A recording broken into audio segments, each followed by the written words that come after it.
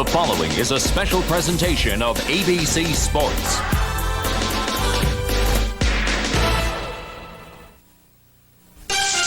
They are two of the NFL's most sparkling names. Impact players who can light up the night.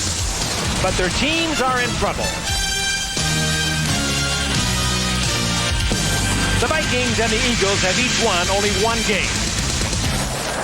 Herschel Walker came to Minnesota a year ago in what was thought to be the blockbuster trade that would take the Vikings back to the Super Bowl. And if they are to salvage this desperate season, Herschel must make a move. My personal responsibility is whenever I get a chance to try to make something big happen. You know, it's tough. I'm touching the ball, I think, about 3 times a quarter, which is very tough to do a lot of things being a running back. But I think, out of the 3 times, I got to make something big happen. Cunningham is the stylish and talented quarterback of the Philadelphia Eagles. His athletic ability is as good as any player in this game, yet his team is 1-3. Cunningham is a leader who can carry a team, and tonight, he's the man who can turn around Philadelphia's season. Well, Randall Cunningham has to go out and do his job.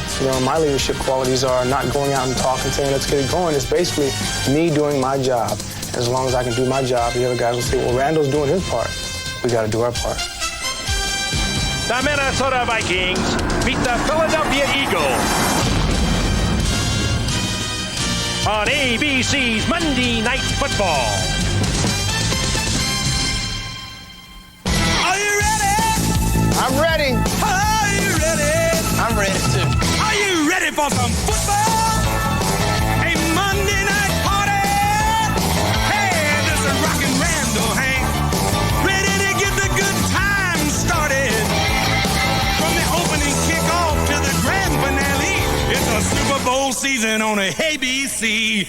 Yes, everybody is a fan. This is the biggest party, man.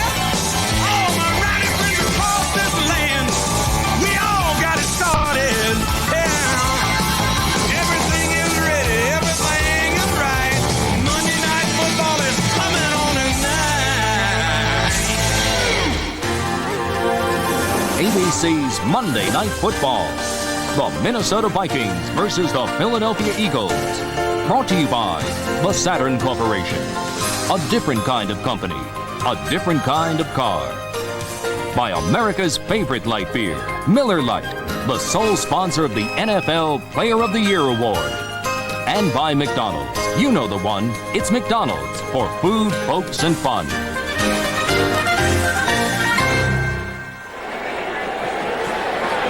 Veterans Stadium in Philadelphia on a beautiful end summer evening here in the east. Temperature in the 60 degrees. A perfect night for football.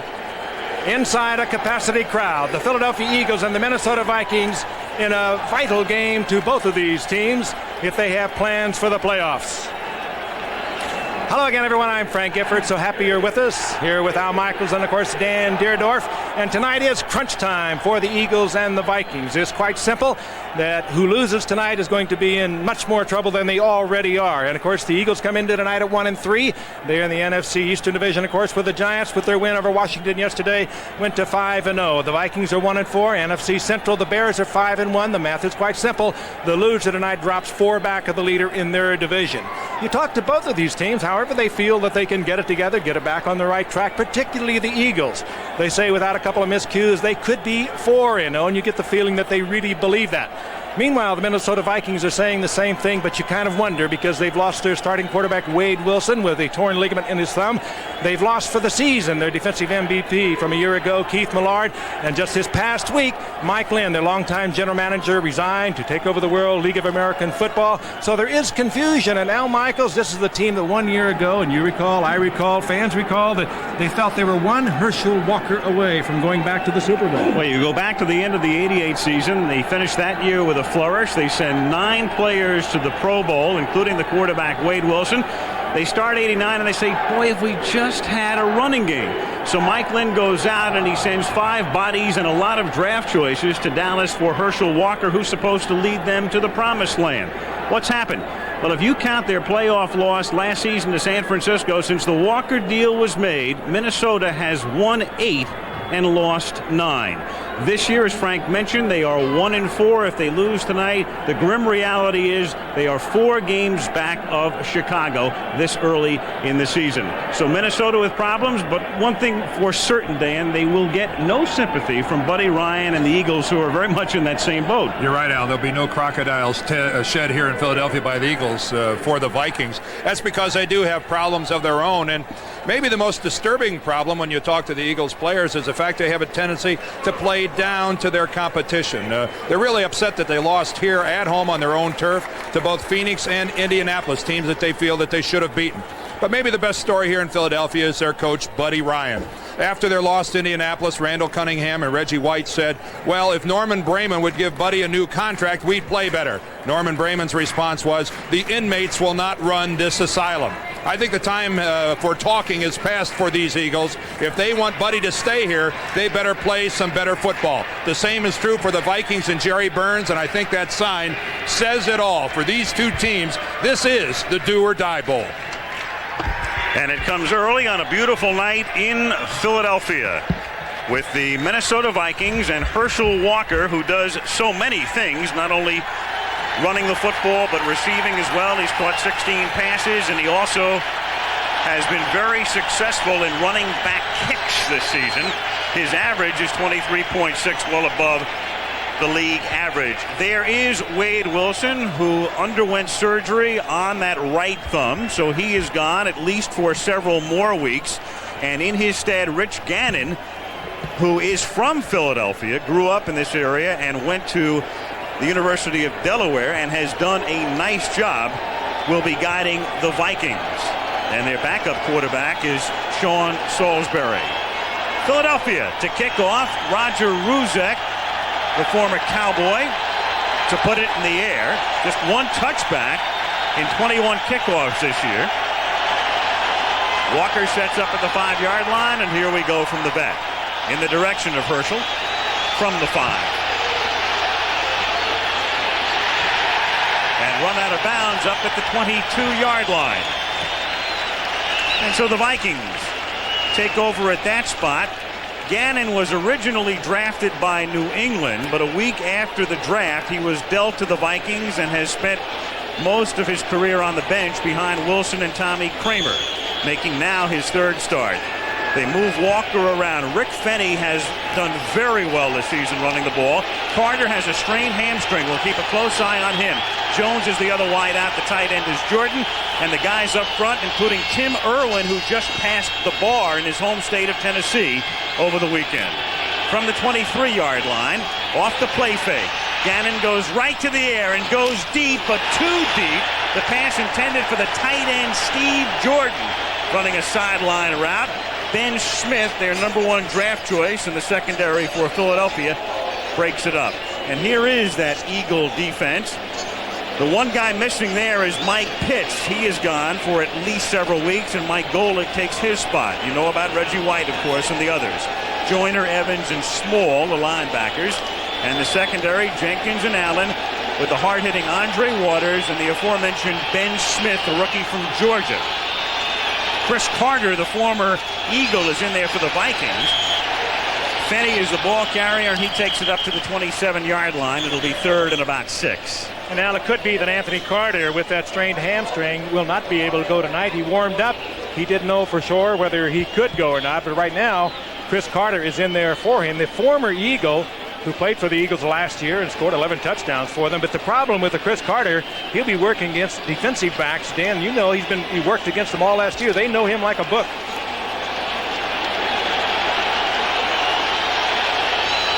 Third down and 6. Gannon from the shotgun.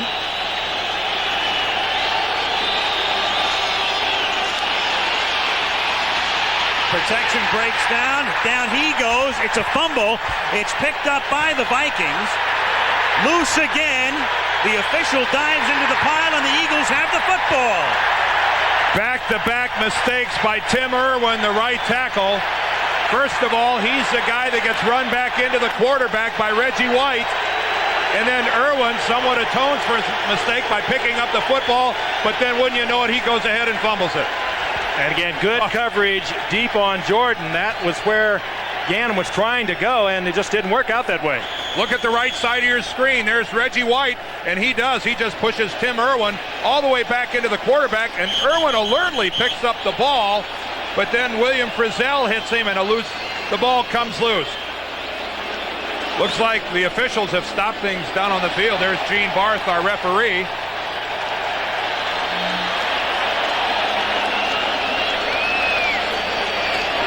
The umpire, of course, is the official in contact with the guys upstairs in the replay booth. Dennis Riggs is the umpire.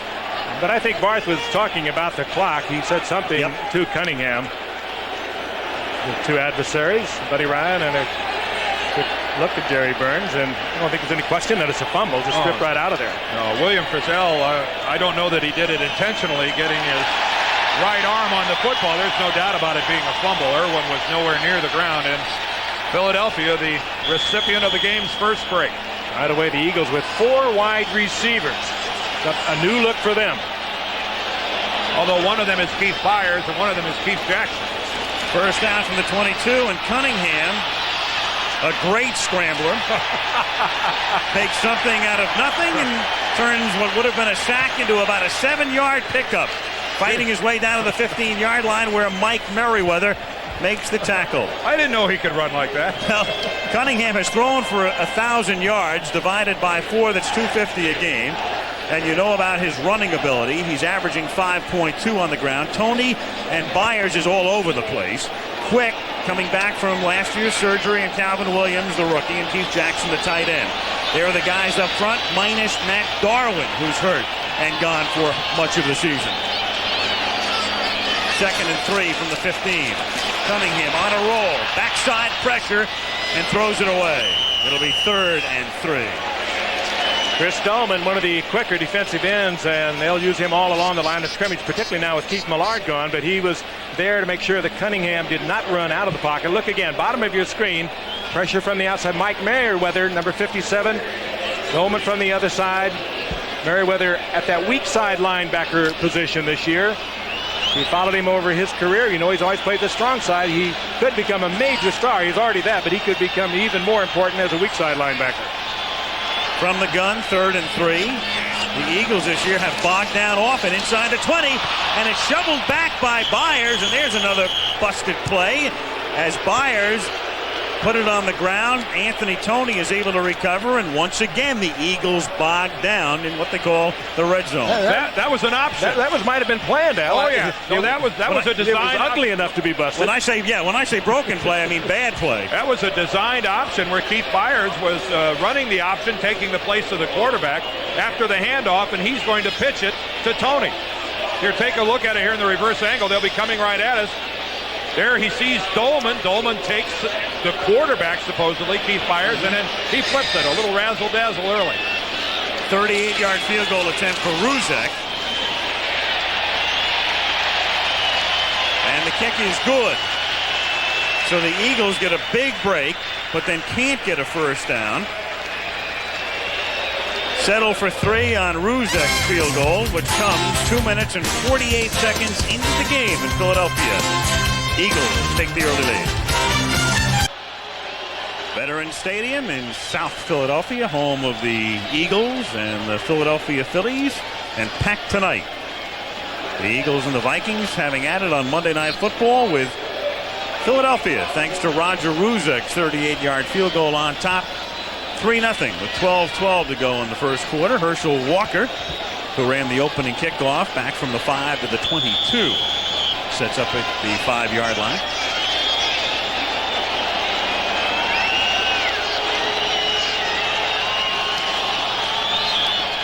And Walker awaits this one at the 4.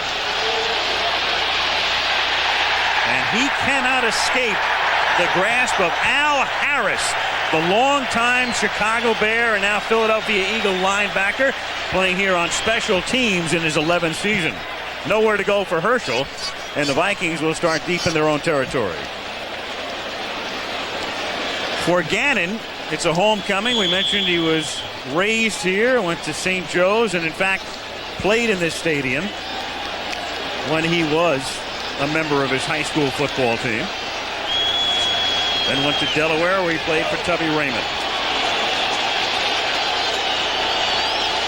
First down from the 15-yard line as Gannon flips it out for Fenny, and he can't handle it off his fingertips. It'll be 2nd and 10. You know, more about Gannon. He's not, of course, a familiar name in the National Football League, but he's played well in the last couple of games in relief of Wade Wilson. He's passing for just under 60%. He's thrown 4 touchdown passes, had 3 interceptions. He's a good scrambler. Has great speed. One thing about Minnesota right now, though, Anthony Carter on the sideline. It's Hassan Jones and Chris Carter at wide receiver. Anthony Carter with the tender hamstring not in there. 2nd and 10 as Fenny hit hard as he reaches the 18-yard line. Seth Joyner, number 59, the linebacker, makes the tackle. Fenny coming into the game averaging 5.6 per carry. League average is 3.9. And with Carter out of the ball game, it takes away really the speed on the outside. Hassan Jones has good hands, good control, man, but the speed is gone as far as the wide receivers are concerned. With that takeaway earlier by the Eagles, the fumble recovery, that's now 71 consecutive games in which the Eagles have recovered either a fumble or intercepted a pass. Longest current streak in the league. 3rd and 7 from the 18. 5-man rush, and the pass is dropped by the normally sure-handed Hassan Jones. And so it'll be 4th and 7, and Minnesota forced to kick. And Gannon begins the night 0 for 3. Offensively, a rather listless beginning by the Minnesota Vikings. Rich Gannon delivers the ball just a little bit out in front of Hassan Jones, but you can see he just barely got a fingertip on it, but that might have been a pass that Jones should have considered, Frank, leaving his feet to try to make that catch. Harry Newsom gets the kick away. Marvin Hargrove, the rookie from Richmond, from the 33 back to the 42. That's where Cunningham and the Eagles take over with 10:56 to go in the opening quarter in Philly. 3-0 Eagles. Here's the Vikings defensively. Noga, Thomas, Struthers takes the place of the injured Millard and Dolman. Duspavic, Studwell, and Merriweather, the linebackers, and the secondary, including the Pro Bowlers Lee and Browner. Eagles have it at the 42. And Cunningham from the shotgun hands to Tony. And Anthony Tony takes the ball out to the 48-yard line, a pickup of close to 6. Just a couple of things about the 4 wide receivers that the Eagles are using. And, of course, again, Jackson one of them and Byers the other, but they're both good downfield receivers, so you could call them 4 wide receivers. But the Vikings will play them in a man-for-man, and it should give Cunningham a big night tonight because with the defensive backs tied up man-for-man, he scrambles out of there, he's going to get big yardage. 2nd and 5 from the 47-yard line. Tony goes nowhere, wrapped up by a quartet of Vikings led by Scott Studwell, number 55. The thing about the Eagles, when you look at their running game, Tony has done relatively well. He had their first 100-yard rushing game in 3 seasons for Buddy Ryan at Los Angeles. Their second best rusher would be Randall Cunningham. The scrambler is averaging 5.2 every time he packs it in.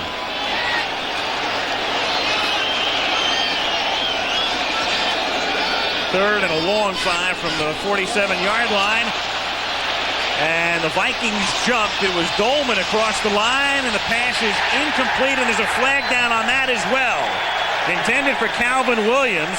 Carl Lee with the coverage. So a flag at the line of scrimmage and a flag at the end of the play. Dolman was clearly across the line. And that's one of those plays, guys, where you really want to give Randall Cunningham a lot of credit. He knew that he had a free play, so why not go for the big strike? You can see Dolman all the way across the ball. That's so obvious for Cunningham. Multiple fouls against the defense.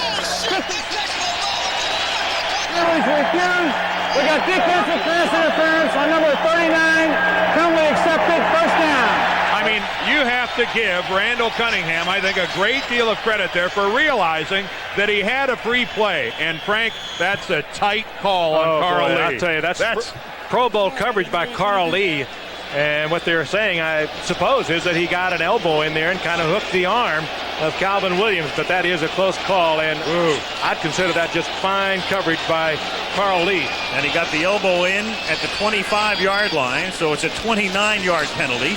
And here's Tony, and he barely gets out of the backfield before he's met by Studwell again, and Joey Browner coming up from the secondary. So right about Randall Cunningham, though, as soon as he saw the flag, he knew that he had that freebie. He was going to take everything he could get, so he bombs it out there.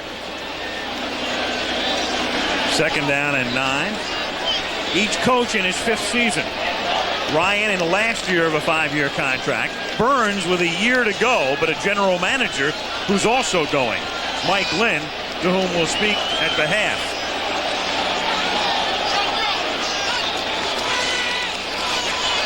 Cunningham on 2nd and 9, and the pass is incomplete. Good tight coverage. Calvin Williams, the rookie out of Illinois, the intended receiver, and Reggie Rutland covering on the play. One thing about Buddy Ryan in the Eagles, he said, well, I learned one thing about the bye. He said, one, it's handy to get some healthy players back, guys who are nicked up. But I learned one thing: win the game going into the bye. When you had a loss like they had on the last play of the game to Indianapolis, then you have 2 whole weeks plus the extra day because of Monday night to think about. Half a month, 15 days. 3rd and 9. Cunningham with a lot of room to run has the first down and slides down at the 8-yard line. Minnesota, we talked about it earlier, in a man-for-man defense. It was Randall Cunningham looking downfield, chased out of the pocket. Carl Lee, the cornerback, was playing the man, looking at the man, not even looking back, and Cunningham literally ran down his back. Well, whenever you play the Eagles, in every defense, someone is a designated spy. And right now, you have to wonder who that could have possibly been for Minnesota on that play. You see Mike Merriweather coming in there late. But someone has to be responsible for floating on that line of scrimmage. Someone has to be responsible for Randall Cunningham, or he'll do that to you a dozen times a game. And with your backs tied up, man-for-man coverage, they're not even looking at Cunningham. No, that's not their job. 1st and goal. Inside handoff goes to Tony, and he can't spring free.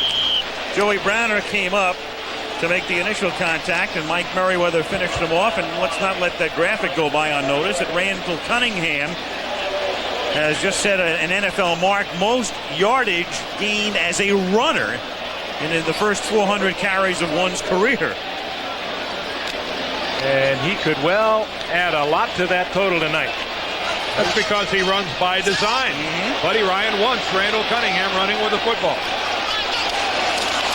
On 2nd and goal, lofted into the end zone, and Williams was out of the end zone to begin with on a play so reminiscent of what they used to do for years with Chris Carter, who now is on the other side of the field playing with the Vikings. Well, Randall throws it very well. Chris Carter had a way of going up for it. He caught 7 touchdown passes a year ago for the Eagles.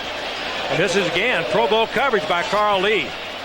He's right there where he should be. Great position. Chris Carter wouldn't have caught that. That was just excellent coverage, as you said, by Carl Lee. Look at that. I mean, that is timing the leap perfectly. That's as good as it gets by Carl Lee. 3rd and goal at the 9. Cunningham throws to the outside. A flag is down as Kenny Jackson makes the catch. He's out of bounds at the 1, and we've got a flag down at the 15-yard line.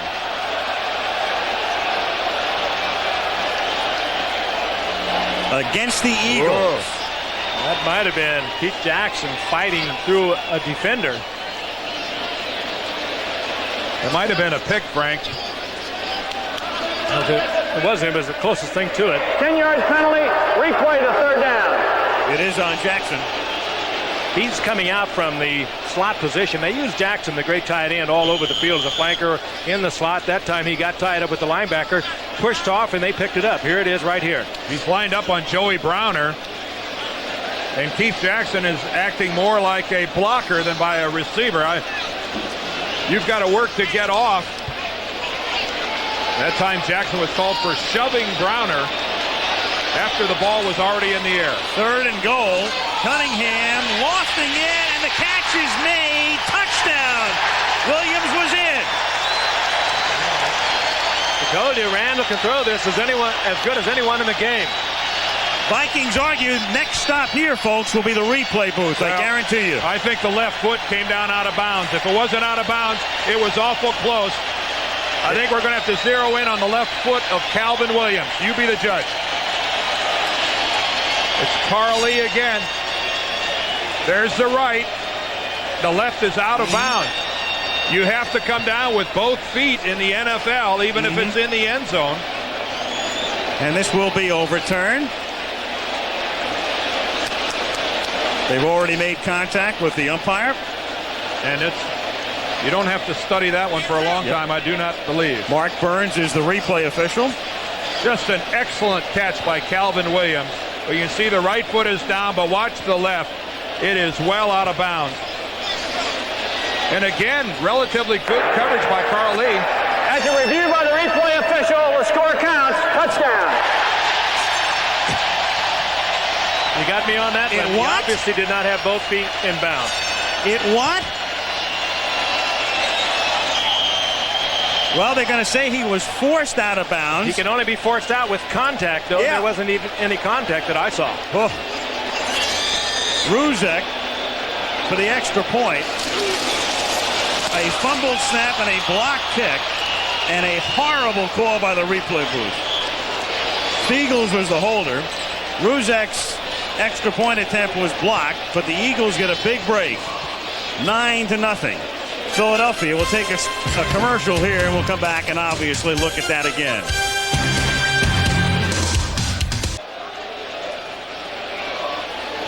We'll take a look at the kickoff, and then we'll go back and we'll see the touchdown again on the catch by Williams, which has been ruled on the field as a force out of Williams by the defensive back, and we'll see it again. As the score stands, the extra point was blocked. It's 9-0, and Ruzek puts it in the air, and Herschel Walker awaits his third run back of the night. From the 5. And Walker all the way out to the 37, and the kicker, Ruzek, makes the tackle. Now another look. Well, if this has been ruled a forced out on the field by the official, then the replay can do nothing about it. He must come down, of course, with both feet in bounds, but you saw the right hand of Carl Lee on the hip. Watch the right hand now of Carl Lee, the defender. Does he even have possession of the ball cleanly when he goes out of bounds? Look at the... Yep. I mean, I think we'll just categorize that as a pretty good break for the Eagles. A pretty colossal break for the Eagles. First down from the 37-yard line.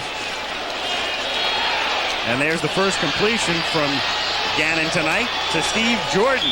And there might be a face mask on that. And then, in fact, here comes the flag. So designating the offense, Eric Allen. Just a footnote, by the way, on that push out. In the rule book, it says a pass is completed if the player inbounds would have landed inbounds with both feet. 5-yard face mask penalty. We'll tack it on to the end of the run. 5 yards, first down. That's the call on Allen. Would have landed inbounds with both feet, but is carried or pushed out of bounds while in possession of the ball. So the other question is, without the push, does he come down with both feet in bounds to begin with?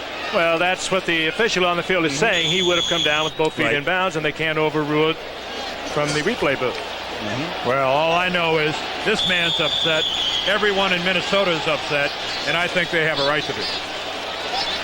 And 65,000 hometown fans love it.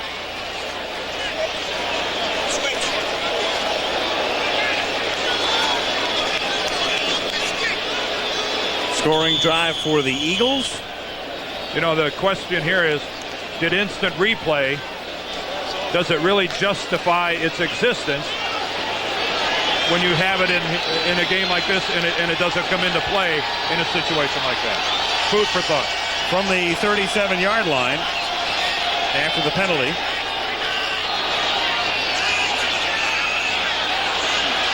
And a timeout is called. Did they get it in time, though? That's the question.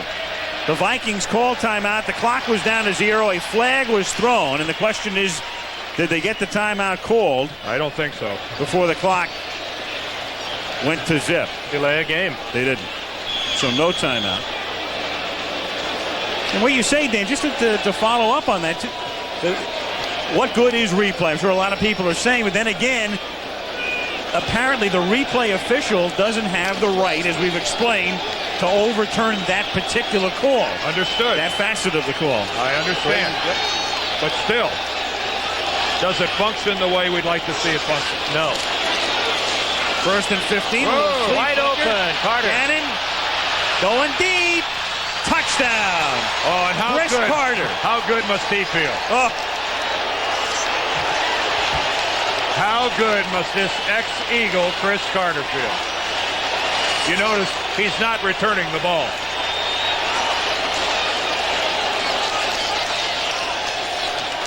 Chris Carter, who caught so many touchdown passes here in his years with the Eagles, but Buddy Ryan says that's all he can do. He can run the fade pattern, and he indicated he wouldn't go over the middle, he wouldn't catch balls in traffic, he wouldn't run the right routes, and here he is coming back to Philadelphia and putting 6 points on the board. Walker, not even a good fake into the line of scrimmage, but it was enough to hold Isaiah Jenkins, and Carter just sprinted by him. Extra point by Donald Igwebuike is good. And Chris Carter right at home in the end zone in Veterans Stadium. It's a good fake by Walker in the sense that he had the football, and Isaiah Jenkins buys the run, and oh, how good must Chris Carter feel. Back in Philadelphia, 5:22 to go in the first quarter. Eagles on top, 9-7, and a kick by Gallery, who was just activated. Jim Gallery is a bouncer, and Hargrove with a flag down is down at the 29-yard line. The Vikings have had a terrible time kicking off with Igwebuike, so they activated that man, Jim Gallery. Illegal block in the back, number 87, during the run back, 10-yard penalty, and then it'll be a first down. Goodyear Blimp Enterprise hovering high above Philadelphia, the stadium located in South Philly, and there's a look at skyline of downtown Philadelphia, PA. It'd be good to point out here, Al, that all the officials tonight, as they were throughout the league yesterday, are wearing black armbands in tribute and memory to one of their longtime colleagues who passed away this past week. Of course, I'm talking about Dick Jorgensen. Great fan and a superb official. He will be missed. Our sympathies to his family. Dick Jorgensen was the referee in the Super Bowl last year. This is Anthony Toney. Speaking of officials, I'm going to back off a little bit what I said before, Frank. You know, we were thinking about it. We were talking about it in a commercial. We talk about the replay rule and all of the complexities. And Dan made a good point when we were in commercial. You could have looked at that replay 50 times and not thought about a guy being pushed or forced out of bounds. You're looking at so many other things. Well, the main reason I said that, I thought it was an inconsequential shove. I mean, he only had his hand resting on his hip. 2nd and 6. Cunningham. And that's out of bounds. Intended again for Calvin Williams. He's covered by Carly. And it will be 3rd down and 6. There he is. So many times we have worked games with Dick Jorgensen. As I said before, one of the most respected and one of the fine gentlemen in this game. And there are a lot of them, and I can tell you that. We sit up here sometimes and second guess what they do, and they're right there in the fishbowl. And this was a man. He stood up to it, and one of the best. Liked and respected by the players on the field as well. I can attest to that. 3rd and 6 from the 22. Cunningham under some pressure, and that is volleyball, but incomplete. It winds up in the hands of Fred Barnett after the tip from Kenny Jackson. But incomplete and 4th down. And I would imagine Lou Carpenter, the receivers coach, Richie Kotite, the offensive coordinator, is going to be saying to Barnett and Jackson, what are you two guys doing there? Right together. 83 is Jackson. Here's Barnett. And believe me, there was nothing drawn up that way. No, I don't think so. Leo Lewis back to receive for Minnesota. Jeff Fiegels, and the graphic told you about Lewis's propensity for fair catches. And he delivers with one of his specialties here at the 36-yard line. Minnesota takes over there after a 42-yard Fiegels kick. Philadelphia on top 9-7. 4:16 to play in the first quarter. Buddy Ryan. Some have likened him to a cartoon character. Well, some have. Some have. Some continue to. Take a look at the clock. He's led per 60 minutes that much this year. He's been tied for a little less than 10 minutes. And he's been behind only a quarter of the time, and yet the record is 1-3 as Rick Fenny goes nowhere. He's stopped by Byron Evans and Seth Joyner. It'll be 2nd and 10. He's about as affable as you've ever going to find Buddy Ryan last night. When we had a chance to visit with him, he rather philosophical about having lost the Indianapolis game a couple of weeks ago. And as we've already pointed out, he hated the fact that he lost it with a bye coming up, because you got to live with it. And what he hated more than anything was watching Indianapolis go 82 yards in 14 plays with less than 2 minutes remaining in the game. Buddy Ryan's a defensive coach, and he hated that. 2nd and 10. Gannon chased and run out of bounds, and there's a flag, and that's a guaranteed flag, and that's Ben Smith. And that's a guaranteed fight when you do it on the visitor's bench. And look out, here's Andre Waters, who comes in and starts shoving. He shoves Steve Jordan, and Gene Barth is trying to maintain some control here.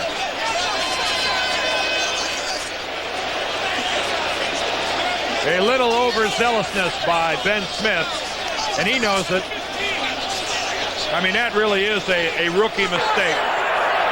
Well, a 5-yard face mask penalty on a defense, 5 yards from the end of the run, and we'll replay it down. Well, you can see that Ben Smith had the face mask, and he avoids the personal foul. But why the face mask? He's got Gannon out of bounds very easily. Well, and right in front of the Minnesota Vikings bench. That's a good way to get your clock punched out.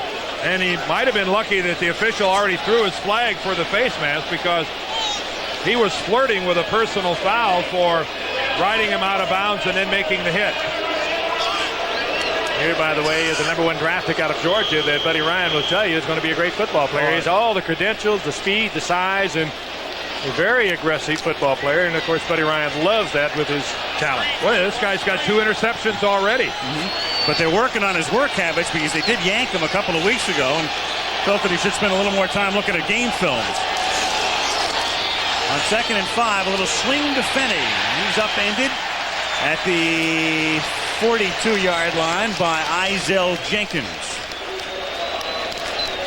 Again, Carter staying on the sidelines. That has to hurt the offense for the Minnesota Vikings as you look at the blimp on a beautiful night here in the East. But the guy who will get an extra workout is their tight end, their all-pro tight end, Steve Jordan. They'll be using him a lot tonight. Of course, that's a live shot. That's the buildings downtown with a salute to, of course, our troops in the Middle East. 3rd and 4 from the 42. 2.5 to go in the quarter. Gannon sacked at the 38-yard line. They came flying through, and Jesse Small will get the credit. Boy, that's the thin line that the Eagles live by with their man-for-man, blitzing defense, stunting defense. That time, Steve Jordan was wide open. He had gotten by Seth Joyner, the linebacker, but it didn't matter because Gannon didn't have time to get settled and deliver the ball. Joyner was there, and Small will be the man, though, who gets credit for the sack as Hargrove is back to receive the kick. Harry Newsom, who's had a dozen punts blocked in his career, puts a line drive fielded by Hargrove at the 22. And nothing but white shirts are there. And he gets it back to the 25, and he is tackled by Alan Rice, and we've got another penalty at the end of the play. Face mask again. Gene Barth checking with his back judge. How many face masks have we seen so far in this game? 93, illegal block in the back during the back. 10-yard penalty, and it'll be a first down. Well, there was a face mask. They must have missed it altogether. Look at Hargrove. There's the face mask right there. But it's an illegal block in the back. A penalty nonetheless, and we've seen one on the majority of the plays in the kicking game tonight. Eagles backed up to their own 16. 1:53 to go, opening quarter. 9-7 Philadelphia. Tony can barely get on track. Picks up about a yard. A reminder coming up, regional coverage, college football, 3:30 Eastern this Saturday. Michigan State coming off their upset over the Wolverines in Ann Arbor on Saturday. Takes on Illinois and Champaign.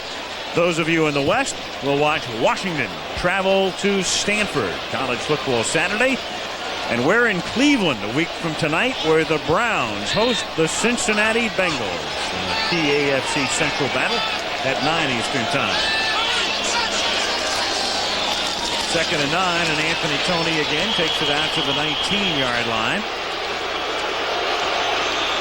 Crowd not enamored with the play selection as Henry Thomas and Al Noga converge on the stop. Eagles' offensive scheme of things tonight, you either trap, go with the draw, or put 4 receivers into man-to-man coverage. And if you don't get the receiver, let Cunningham run it out of the backfield. Not a bad philosophy with a Randall Cunningham.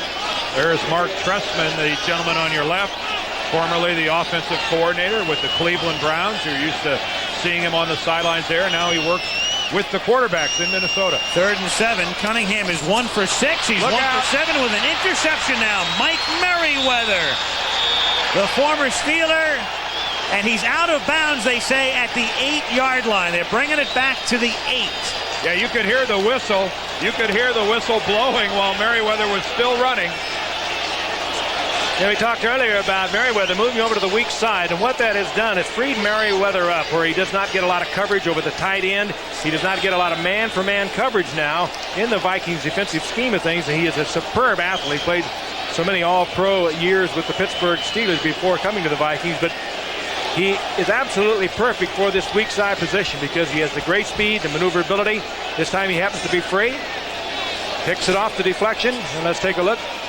Gets out of bounds just before he gets into the end zone. Michael Brim deflected the ball, and there he is stepping out of bounds with his right foot at just inside the 8-yard line. A lot of people will tell you Merriweather never was of size to play that strong side, where you take on a tight end and then usually meet the brunt of pulling guards and pulling tackles. Shaking up David Alexander, the center for the Eagles. Notice in the lower right, the official there, not aware of the fact that he was ruled out of bounds, said he's in for the score, but that, of course, is negated by the ruling along the sideline. There he is. 3 times he went to the Pro Bowl, Mike Merriweather, with the Pittsburgh Steelers. Held out in '88. Finally was traded for a first-round draft pick to the Vikings last year. One trade that was a good one for them. 1st and goal now in the waning seconds of the opening period. Philadelphia ahead by 2. 1st and goal. Gannon batted down. Reggie White was there, number 92.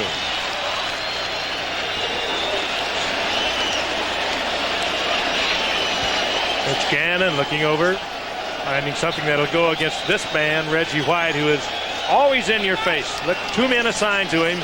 Still, he's able to get enough of a surge, get a big hand up in the air, and get the deflection.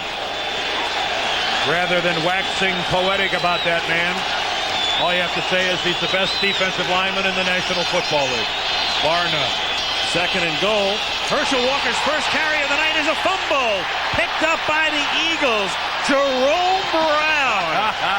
I would have loved tackle. Would have loved to the 19-yard line. Would you love to see Jerome break into the clear? Well, we've got an injured Eagle back at about the 7-yard line. Someone is still down on the field. It's strange, too, as it's Jesse Small who had the sack before. Herschel Walker rarely fumbles. First down. Yeah, you can see a holding call against the Vikings is refused, and the play will stand. And Jerry Burns sees the bobsledder make a mistake. Last week, it was Herschel Walker who dropped the pass he could have caught late in the game that might have preserved a victory for the Vikings, and he's got to be just sick inside. A super competitor who has really struggled in Minnesota. He has not fit into their offense, or they have not made their offense fit him, one or the other. He has not been the force they thought he would be. Well, there is Walker, as we say. It's not common for him to fumble once every 57 times he handles the ball, which is a very good average. Now, Jerome Brown got up to the 18-yard line with the football. But you can see now, there the fumbles by Herschel Walker, and that's not bad.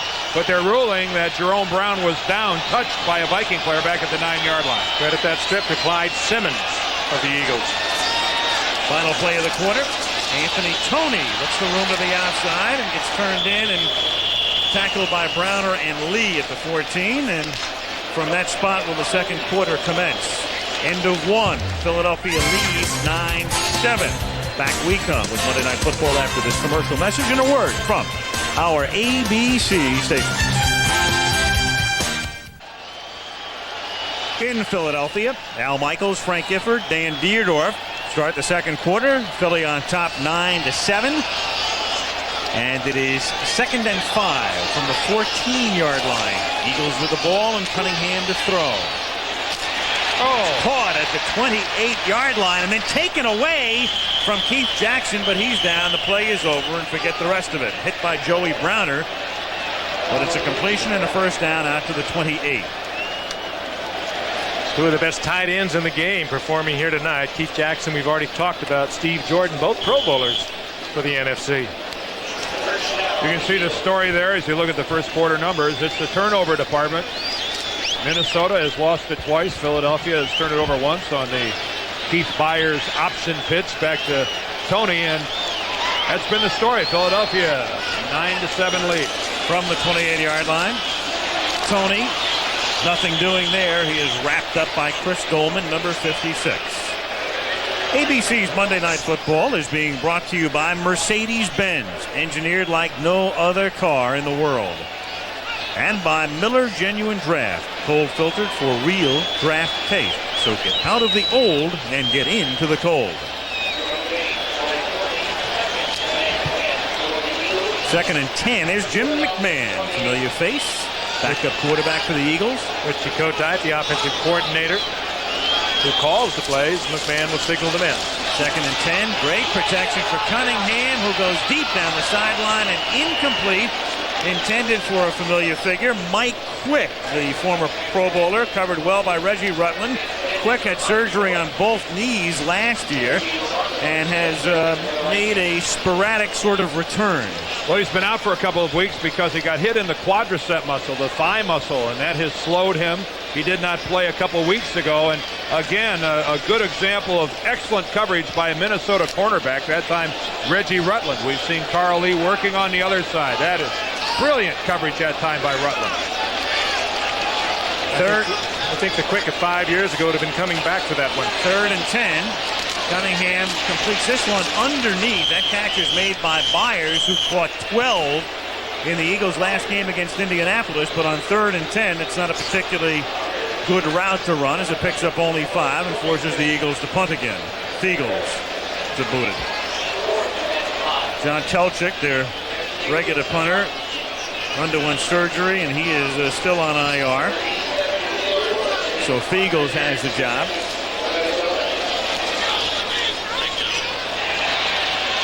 And Leo Lewis was back there, but it wasn't in the neighborhood. There's a flag down at the line of scrimmage. And it's going to be against the Eagles for a hold. Well, I would assume that Minnesota will decline that after a very poor punt. A bad kick and a worse bounce. 24-yard kick, and you already saw Burns say, nope, we'll take the football. There it is. Holding 94, the kicking team. Penalty refused. First down. Steve Calfusi. Take a look at the left side there. You see the left arm come out. Puts the big hook. Steve Calfusi, the linebacker. But that one won't count.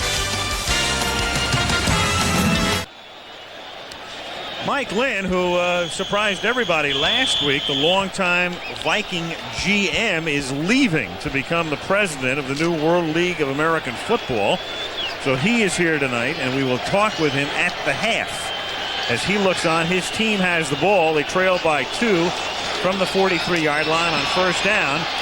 Gannon under pressure tries to get it over to Walker, and it's incomplete. Mike Golick put the pressure on. Well, Walker, you'll recall, last week was up in Lake Placid on their day off, hopes to eventually participate in the Olympics in bobsledding, and talks about doing this during the football season. God has given me the athletic ability to be an athlete. So that's involved in a lot of athletes are involved with it, and something I like to get involved with. Well, he's trying to do the same thing Willie Gault finds so fascinating. Getting to the Olympics as a bobsledder on 2nd and 10. The catch is made by Chris Carter, the man who caught the touchdown pass before, run out of bounds by Ben Smith in front of the Eagle bench. I wonder what the reaction of the rest of the ball club was to Herschel Walker. I know he's well liked, but you're on a 3-game losing streak to all of your NFC opponents you've faced, and all of a sudden you look up and Herschel Walker's in Lake Placid. I don't know. What do you think, Dan? Well, I think if the decision was made by Walker before the season started that he was going to go do it at that certain time, I really don't have a problem with it. I mean, he would have gone if they were 3-1 or 4-1. If they're 1-4 or whatever, go ahead and go anyway. Just don't get hurt. We're in a different age now. I mean, you got guys like Bo Jackson and that are playing 2 different sports, Neon Dion. I mean, it's becoming very commonplace. You're right, but what do you do if you're in the Vikings front office and he pulls a hamstring muscle or pulls a muscle and he's out for 4 or 5 weeks? What do you do with him? Well, first of all, you don't pay him. I mean, that's a non-football injury. You certainly don't get paid, and Herschel was taking that risk. But there's also the question you raise of would he have let his teammates down if he would have gotten hurt? The answer is certainly. On first down, Benny makes the catch, and he's run out of bounds by Seth Joyner at the 32-yard line. So much pressure on Herschel Walker. If you look at Wade Wilson, he'll probably be out a little more than they anticipated, maybe another 4 or 5 weeks even with the surgery on his right thumb. But Herschel Walker, I mean, you look at the trade. I mean, it's the Vikings were 11-5 before he came to the Vikings. In their 16 games before he came, they have been 8-8 since he's arrived. He reads this every day, hears about it, knows what's going on with Dallas, the draft picks that they've accumulated, the team they've accumulated just because of him. There's Fenny, and he goes nowhere. Stopped for a loss back at the 34-yard line. Simmons and Evans converge on the stop. 10:55 to go in the half. What about Walker? Well, the one thing that he can do, of course, is catch the ball as well as run with it. There they are in the history of the league, the guys who have averaged 100 yards per game or more, rushing and receiving. Jim Brown and Dickerson, Billy Sims, Peyton, Walker, and Marcus Allen. Very good company. Elite company. I think a lot of the question mark about Herschel Walker, there's been a lot of it recently, is he's not the dramatic runner. He's not Walter Payton. He's not Marcus Allen. He just does it in a very plodding, almost workman-like fashion, but he does get it done. You just saw the numbers. 3rd and 6. And the catch is made by Jordan for a first down. Steve Jordan to the 23-yard line. And Walker that time provided the block on the blitzing Seth Joyner to enable Gannon to get it away. That's a great tight end. He's 6'4", 240 pounds, and uncharacteristically for a football player out of Brown University, and he's putting together some Hall of Fame numbers. He's been to the Pro Bowl for the last 4 consecutive years, and tonight he's taken up a lot of slack with Anthony Carter so far out of the lineup. Now they split Herschel Walker wide to the left. First down from the 23. Benny. Well, Walker, there's no question his numbers have been fine, but they look for him to be the impact guy. When you trade that many bodies for one guy, and you'd have to go, well, you remember, Frank, you go back to what the Rams did all the way back in 1958. They picked up Ollie Matson from the then Chicago Cardinals for 9 players. The Rams thought they were on the verge of a championship. The first year they got Matson, they were 2-10. Under Pete Rozelle just clinched out in Rancho Santa Fe. He made the deal. 2nd and 9, and Gannon calls a timeout. With the Vikings moving, 8:58 to go in the first half at Veterans Stadium, Philadelphia. Eagles by 2.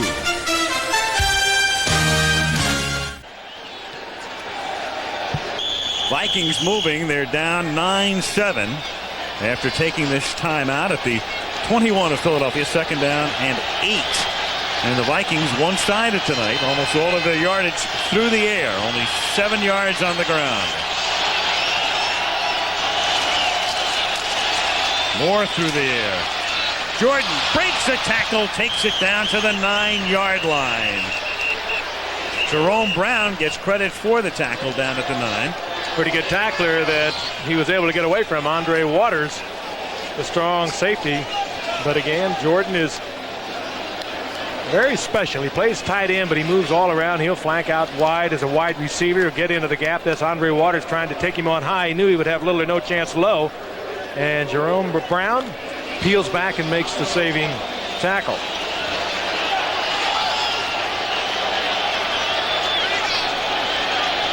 First down at the 9. Chris Carter in motion. Chris Carter makes the catch. And Chris Carter almost gets in again. He is stopped inside the 1. Chris Carter again, he told you the story. Philadelphia Eagle, Buddy Ryan wished him well, released him, picked up on waivers by Minnesota. You asked Buddy Ryan about it. He'll tell you, he likes that young kid, wishes him well, but not against the Eagles. He said, I didn't feel he was the kind of player that could help us go to the Super Bowl, so they promptly went out and drafted 4 wide receivers with blazing speed, and 3 of them are still in the roster. But Carter is having himself a night, and he obviously is very emotional about it. Boy, did he want to get in again. 2nd and inches. And Walker, no signal. Not in. 3rd down.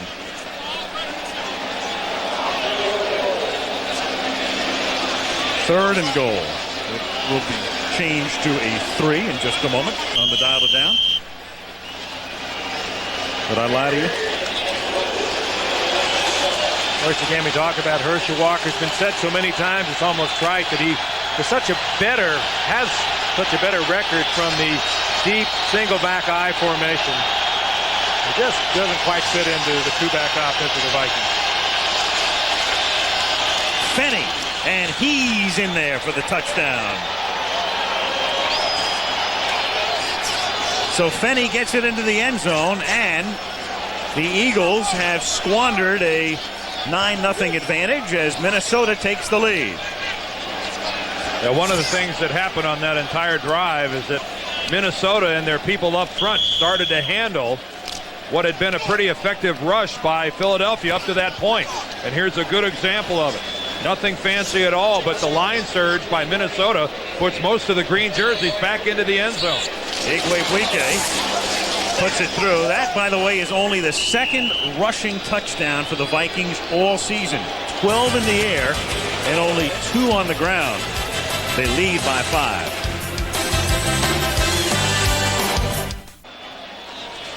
Minnesota on top, 14-9.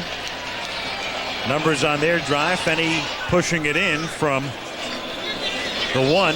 And again, Minnesota against Philadelphia. We looked at this game when the schedule came out, and we said, hey, chance for maybe 2 unbeaten teams or 2 teams 4-1. Who would have thunk it? Dan made a very astute point, too. The Vikings offensive line taking command of the Philadelphia defensive line. I think maybe one of the reasons Michael Pitts, who ordinarily would be that defensive left tackle, and he, of course, is missing from that line. And very stable, very strong, and the unsung hero of that defensive line. Well, I think if Minnesota doesn't win the battle at the line of scrimmage, how are they going to win this game? I mean, they've got Rich Gannon playing quarterback, not their regular starter. Anthony Carter, their big play guy as a wide receiver, is on the bench. And really, Herschel Walker has not been a force running the football. So if they don't win it at the line, they're not going to win it. Here's Hargrove returning Jim Gallery's kick back to the 29-yard line. And the Eagles will begin their drive from that spot. 7 minutes and 3 seconds remaining. First half. I think this is a situation where we see the Eagles slam it up into the line a couple of times. The crowd here at the Vet is going to go wild. I mean, they, I think, were anticipating the Eagles opening things up dramatically offensively tonight. Let the Randall show shift into the second act, and they've only seen a glimpse now and then. Cunningham on first down, scrambles, looks for yardage, and Runs it out to the 32. You stop there by Ken Clark. One-time Eagle in his 13th year now out of Syracuse, and it's Clark who's playing in place of Struthers, who had replaced the injured Millard. 2nd and 7. Of course, Kenny Clark, a guy who's certainly no stranger to this stadium, a great nose guard for the Eagles, took over for Charlie Johnson, another Eagle nose guard that went to Minnesota.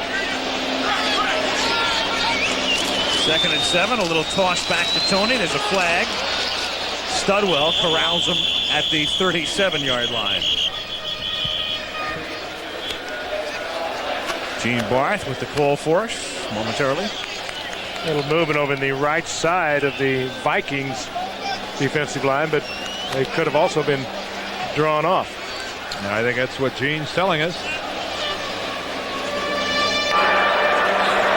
Illegal motion, 73 offense, 5-yard penalty, still 2nd down. Well, that's Ron Heller, the left tackle. Here's Heller right here, number 73. He's going up against Chris Dolman, and you can see Heller rocking back in an attempt to get out there and pull to his left and lead the play. That's the kind of penalty that if Dolman wouldn't have gone with him, the official might not have seen. On 2nd and 12, Cunningham throws on the run. The catch is made by Byers, and with some nifty hurdling, he takes it to the Minnesota 49-yard line, where he's tackled by Joey Browner. There is an excellent illustration, guys, of the brilliance of Randall Cunningham. Chris Dolman goes right by Ron Heller. I mean, instantly. Gives him a move to the outside, moves to his inside, and is right in Randall Cunningham's face. And Cunningham, with what appeared to be just the smallest of efforts, gets out of that. And then the brilliance by Keith Byers, who can do it all too. Look at that catch, one-handed, and then just hurdled one tackler. The man who does it all for the Eagles. He probably is the best blocking back they've got. Good receiver, good running back, does it all. 1st down. Byers can't make the catch here. He's covered on the play. There's a flag down as well. Flag down is the coverage that time. As we look at the play again. Yeah, here we go back 2 plays to take a look at this again. Look at that one-handed catch by Keith Byers. You know, here's a guy that when he was drafted, I think people envisioned him as maybe that 12 or 13 or 1,400 yard a year running back. I don't think anyone had the idea that he was as gifted a receiver as he is. I mean, this is a large man, a solid 240 pounds. And I don't think anyone, and he didn't exactly play at one of the great passing institutions in the free world at Ohio State. Who would have known he was that good a receiver? Buddy Ryan is quick to tell you, I knew. Penalty against the Eagles, pushing him back to the 41. Yeah, the one thing about Byers, he's finally being appreciated now for his versatility. Instead of knock for not gaining 1,000 yards. And here's another flag as Kenny Jackson. We have seen some flags. Here we are with about 5 minutes left in this first half, and the field has been sprinkled with yellow tonight. Against the Eagles again.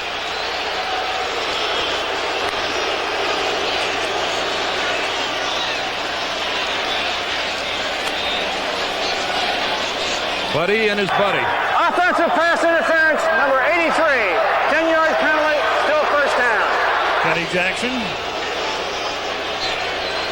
the former and present Eagle. They brought him back. Jackson, he's in the slot, and he just apparently just pushes off Carl Lee. They're really, I don't know what you do if you're a defender or receiver here tonight. I mean, that's a tough one there.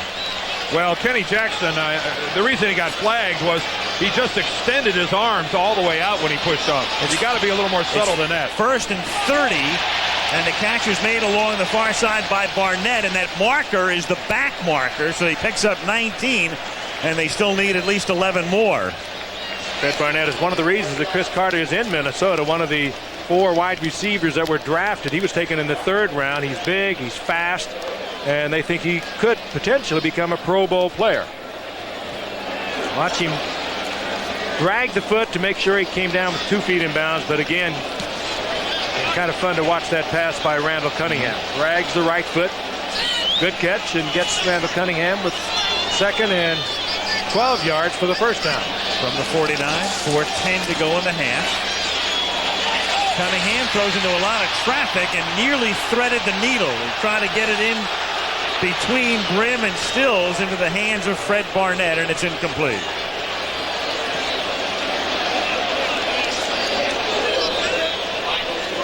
Randall Cunningham again rifles it in. He has a great deal of confidence. If there is a criticism, and there are not many against Randall Cunningham, as he tries to force the ball in, he just believes in himself so much.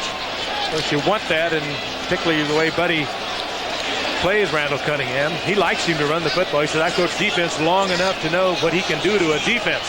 He can do what he wants to do out there as far as running the football. 3rd and 12 from the 49-yard line. Cunningham going deep down the sideline, and it's knocked away at the 12-yard line. Again, that's Reggie Rutland blanketing Calvin Williams. Some really fine coverage by the Minnesota Vikings cornerbacks. Carl Lee, Reggie Rutland. Carl Lee flagged earlier on what I thought was great coverage. Let's take a look at it again. Reggie Rutland, top of your screen. Calvin Williams, another one of those rookie draft picks, a wide receiver, all blazing fast. This time Randall just underthrows it a little bit, but Rutland was there even if you'd hit him in stride. Jeff Beagles to kick it away. That's a good one. Not bad. All right. William Frizzell, what a play.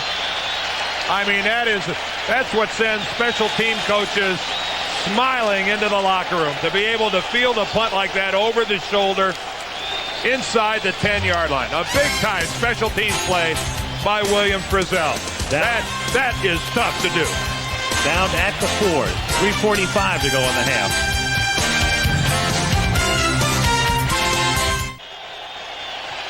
There is the special teams coach for the Eagles, Al Roberts. Talked to him before the game, and he referenced back to our Monday night game with Cleveland and Denver. He said, hey, it's not that easy to block for the punter. We're talking about how many blocked punts there have been in the league. I said, you special teams coaches just all stick together. Stick up for one another.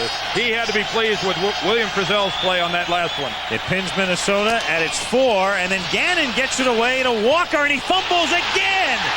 And it's picked up by Harris at the 25, Eagles ball.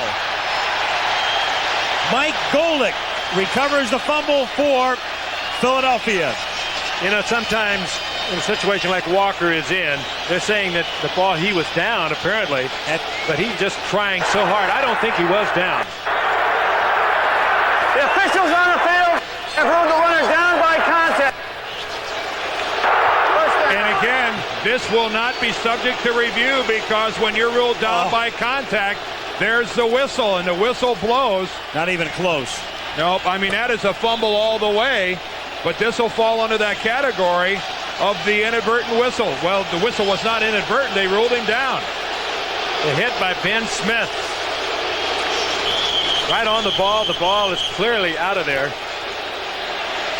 But the whistle, if they're going to say, though, that he was ruled down by contact, the whistle blew, thus the play is over. And the Eagles have to take a timeout. They're so angry, and that anger led to some confusion, and maybe they're hopeful that they'll get a replay look here, but clearly if that's what they want, somebody doesn't know that it's not a reviewable situation. It's clearly a fumble, but it's not a reviewable replay. Because someone right there, one of the officials, ruled him down and blew his whistle.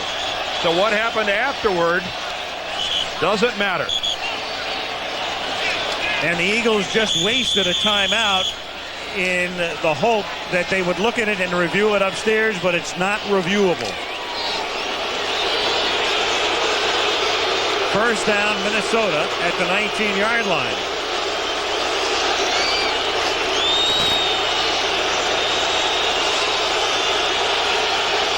.336 to go in the half. Here's Fenney for a gain of 3. Fenney to the 22-yard line. Eagles took the early lead tonight. They are up 9-0, and the Vikings have come from behind and now lead 14-9. What I was starting to say earlier about Herschel Walker, when you have all the kind of pressure he's had put on him, and you touched on it earlier, he's not a fumbler. That is one thing he's been known for, possession of the ball, but he's trying to do extra things. He's perhaps trying to do a little more than he can get done, and perhaps that could lead to the fumbles, and make no question about it, even though it wasn't overturned, that was a fumble.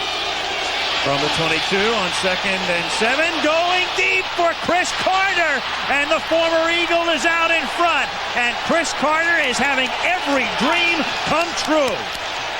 And when Buddy Ryan cut Chris Carter, he said the reason I'm doing it is he's only effective inside the 20-yard line.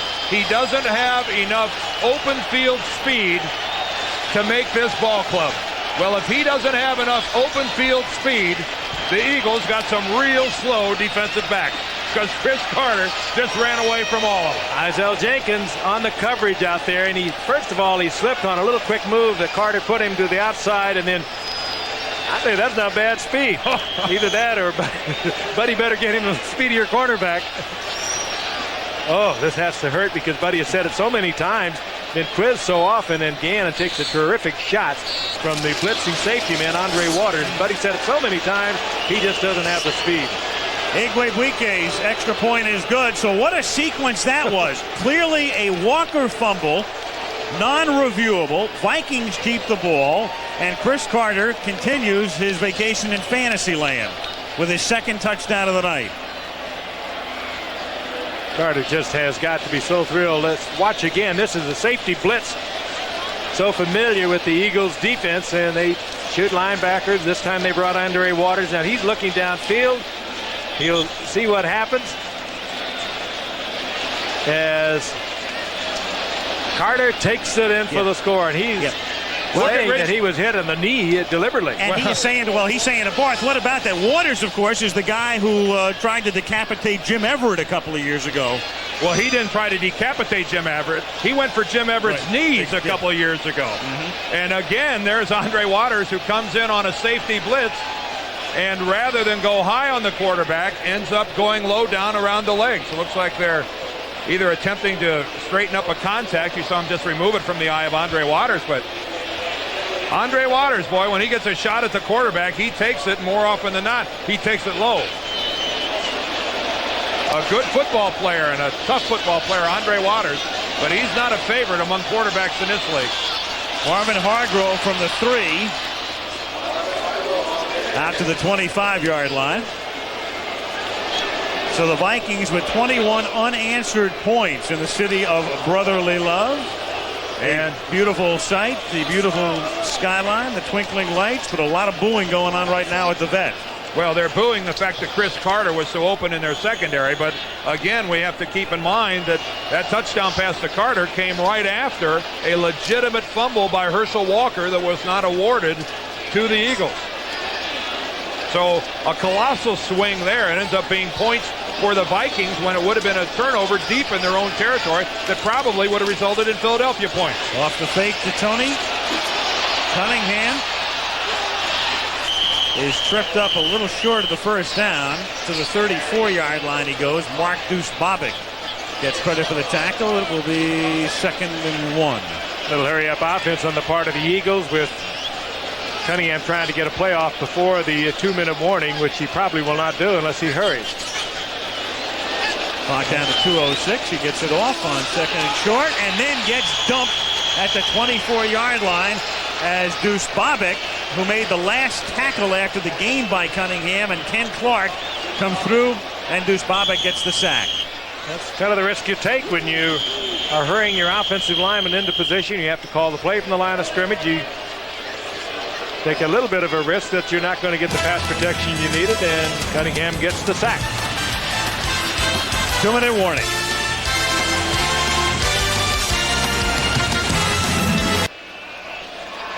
Goodyear Blimp hovers above a Veterans Stadium in Philadelphia, providing a spectacular shot on a beautiful early autumn evening. Eagles in the first half.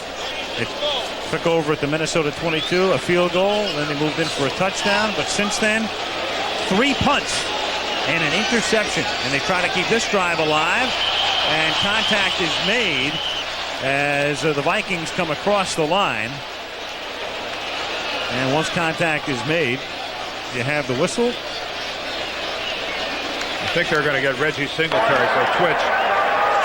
False start, 68 offense, 5-yard penalty, down. Yep. Again, that's the pressure of working against the brilliant speed of Chris Dolman. I mean, that is enough to make you rock back on your haunches and get a head start. Let's take a look at 68, their upper left. You see that? Back on his heel a little bit, and that's enough to get Dolman across the line of scrimmage. But if Singletary would have stayed still, he would have gotten away with it because it looked like Dolman was going to attempt to get back across the line. But it's tough to blame a guy for trying to get a head start against Chris Dolman, one of the fastest defensive ends in the league. 3rd and 15 from the 20. And the Eagles were all out of whack, and that play is dead before it starts. 2 guys in motion for starters, and a cascade of boos. Byers, 41, was moving. Kenny Jackson, number 83, was moving. This is not Canadian Football League. False start. It's still 3rd down. Everybody's got to be absolutely in shock over the performance thus far of the Eagles here tonight. He felt and expressed it to us last night that they were sharp, they were ready to go. He wasn't terribly concerned about it. Harkened back to the 1-3 start in '88 when they went on to win the division. But I've always been a slow starter, but the Eagles have played nothing but sloppy football here in the first half. 10 penalties, you saw that. I mean, that's a mental error a moment ago. 3rd and 20.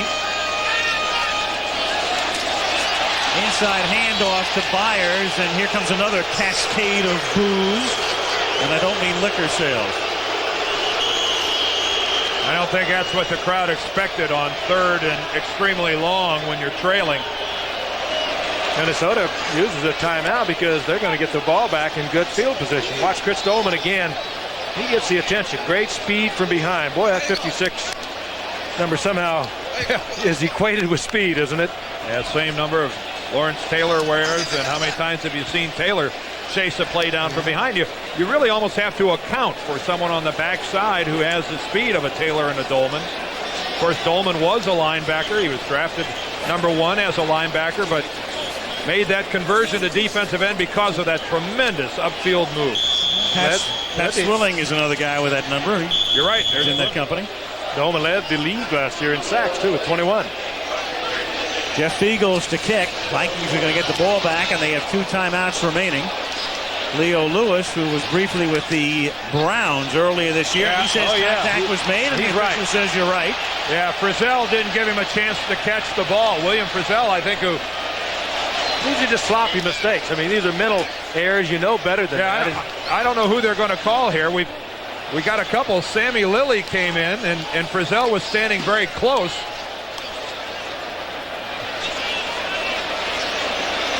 Let's take a look. Frizzell will be right in front of Leo Lewis. You got to give him a yard, and then you saw Lilly came in. It looked like Lilly brushed him. After the catch, 15 yards and a first down. Oh, they're going to get Lilly right here for brushing him for 15 yards. Now, they're calling it close tonight, but you cannot touch that man. He's very vulnerable at that point, and even though it's only a brush, had it been a couple of inches off, it could have been rather damaging. That's why the rule is as severe as it is. But again, this is mental stuff, and it's hard to believe that you're seeing it, considering the way the Eagles were characterized us. Having spent the 2 weeks, they were together now. They're pretty much out of injury problems, and they have played sloppy ball. 11 penalties, 90 yards in a half against the Eagles.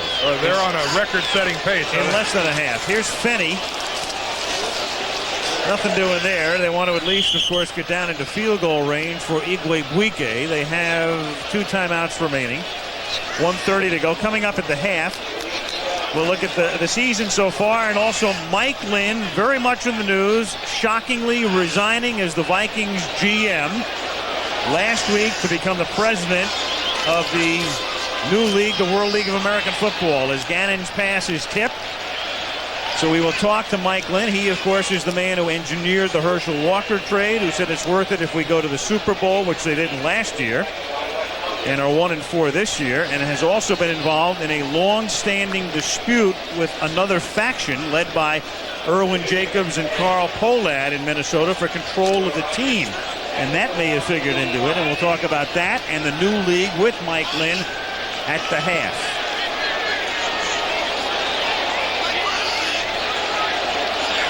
Third and 10 from the 45-yard line. Hassan Jones in motion. Fumble. Flag down. The Eagles were coming across the line. Seth Joyner may have jumped off. And that would be a dozen penalties if this goes against Philadelphia.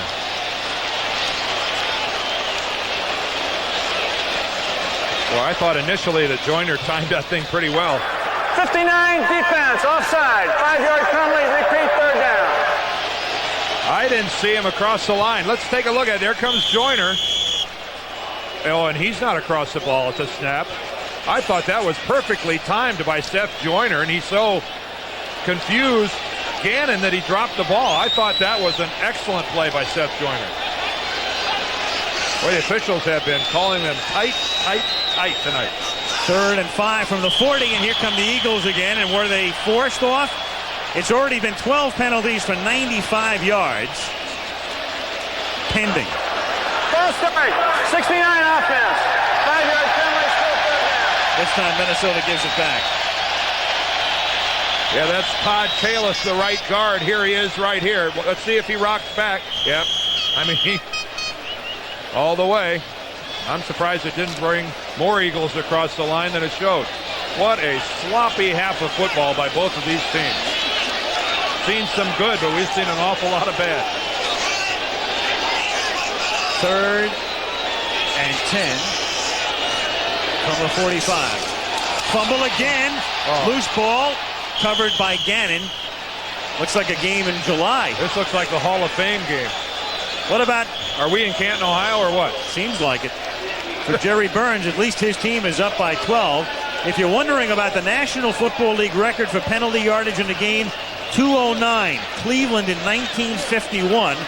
And the Eagles are very close to that pace right now. That was just an exchange there between Loudermilk and Gannon. And Reggie White wasn't even on the nose.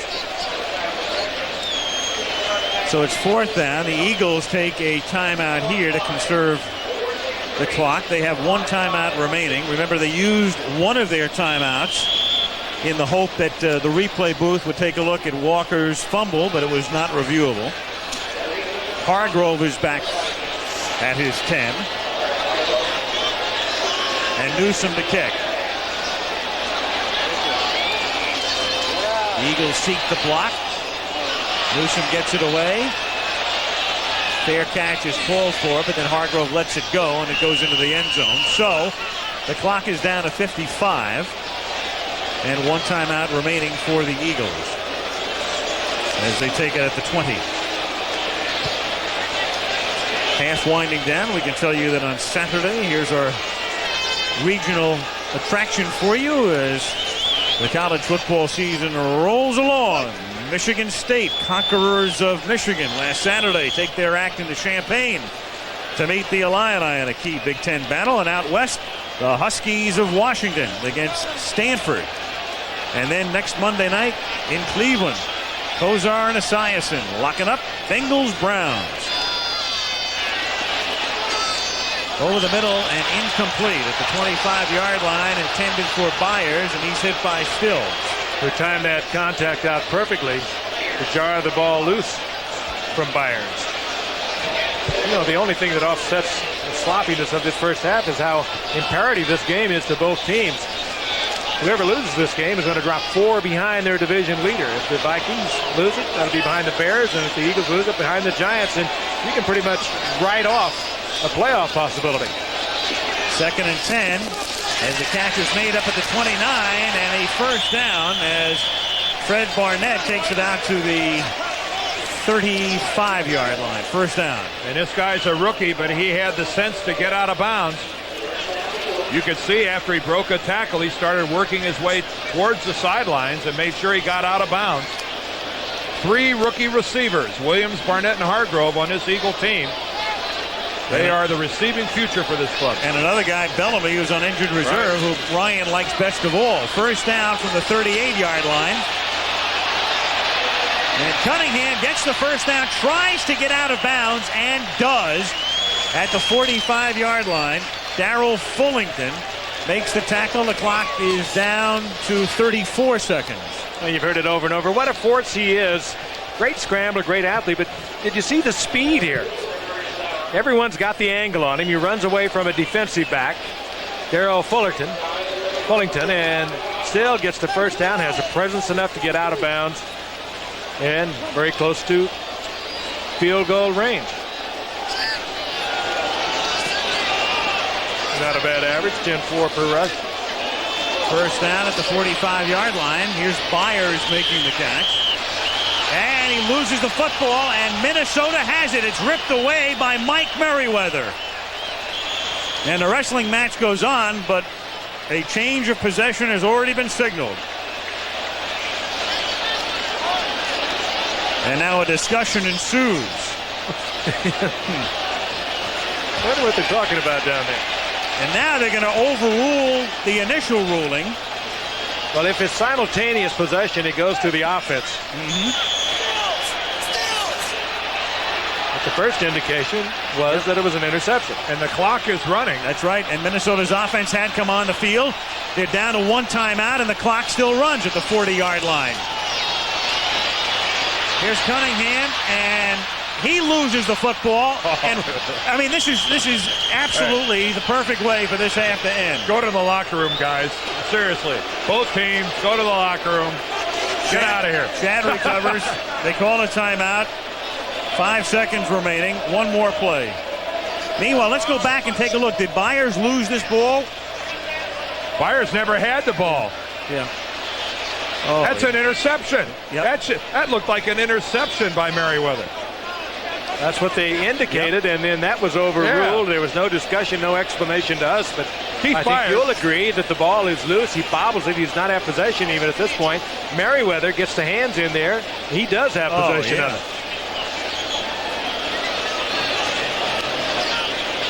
Another bizarre play.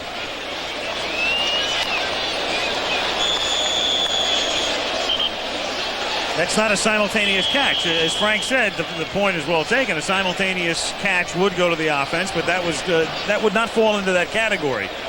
Byers never had possession of it. Merriweather obviously did. So final play of the half from the 49-yard line. Cunningham sends three receivers deep, throws up a Hail Mary, and it is dropped at the 10-yard line. Fred Barnett. And they are going to actually call it a catch, and the only place that matters is on the stat sheet. And there is a Philadelphia greeting for the Eagles as they head to the locker room. Better go ahead and polish this up a little bit. The training camp revisited. Vikings by a dozen at the half. Back with halftime activities after this message from the NFL and a word from our ABC stations. Second half about to begin at Veterans Stadium, 21-9 Minnesota. And Jim Gallery to kick off.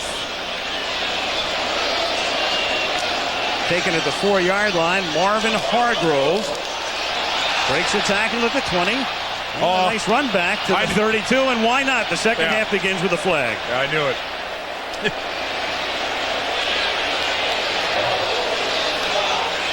And it begins with another flag against Philadelphia. Who else?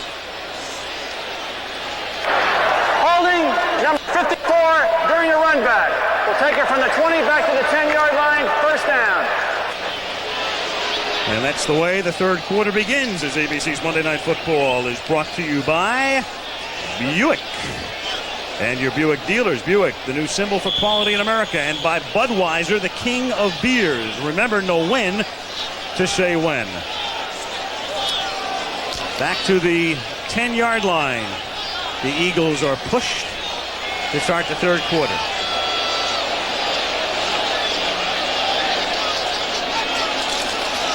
Anthony Toney, 3 hard yards as they begin with a run to the left side, and he is tackled by Scott Studwell. There are the numbers through the first 30 minutes of play.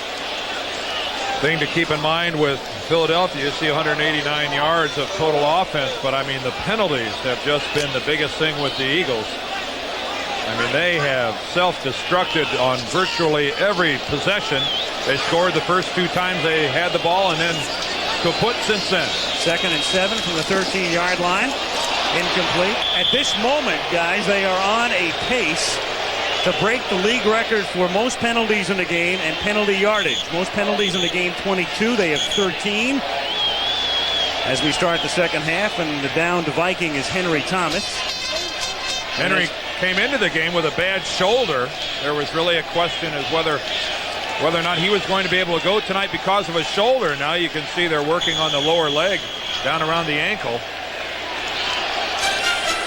And an official's timeout as they work on Thomas. 48 seconds into the second half.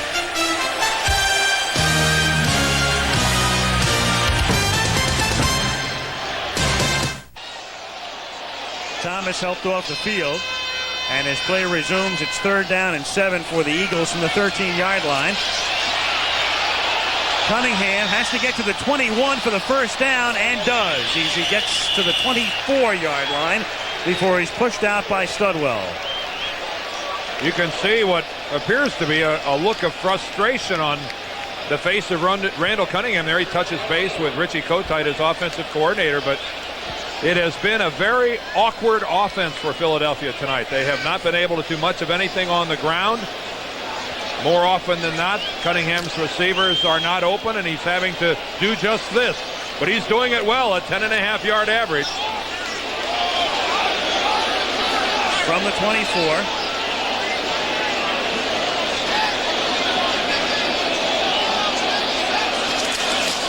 Here's Keith Byers, one of his rare carries. Picks up 2. Stopped by Chris Goldman. This is the first time all year the Eagles have been behind at the half.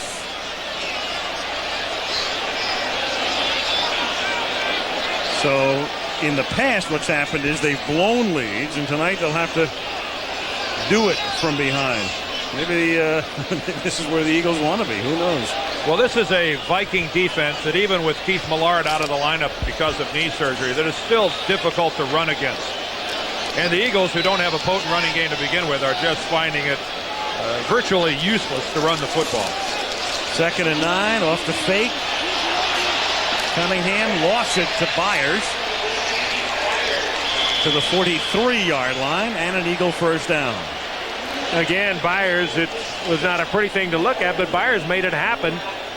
He was in the pass pattern, saw that Cunningham was in trouble, gave Cunningham an angle, and Byers, who literally does it all. I talked to him last night about his week, and it is horrendous. I mean, he works with the running backs on Wednesday, wide receivers on Thursday, goes into the nickel practice when he can. He goes to the wide receiver meetings, then he goes to the running back meetings. He studies an hour and a half at home, and it's that kind of a week. And it all, of course, pays off in the football field because he is quite an offensive machine for these Eagles. On 1st and 10, Tony stopped at the line of scrimmage. 12 minutes remaining in the third quarter. 21-9, Minnesota.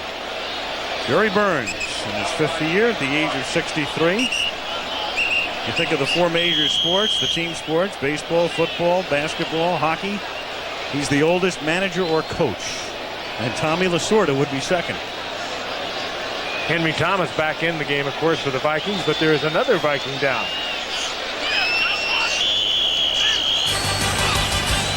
And that would be Reggie Rutland. Time out of the field.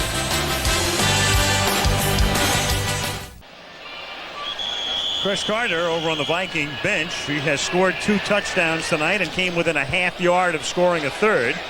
The former Eagle coming home and most instrumental in building the Viking lead, which is 12 at the moment.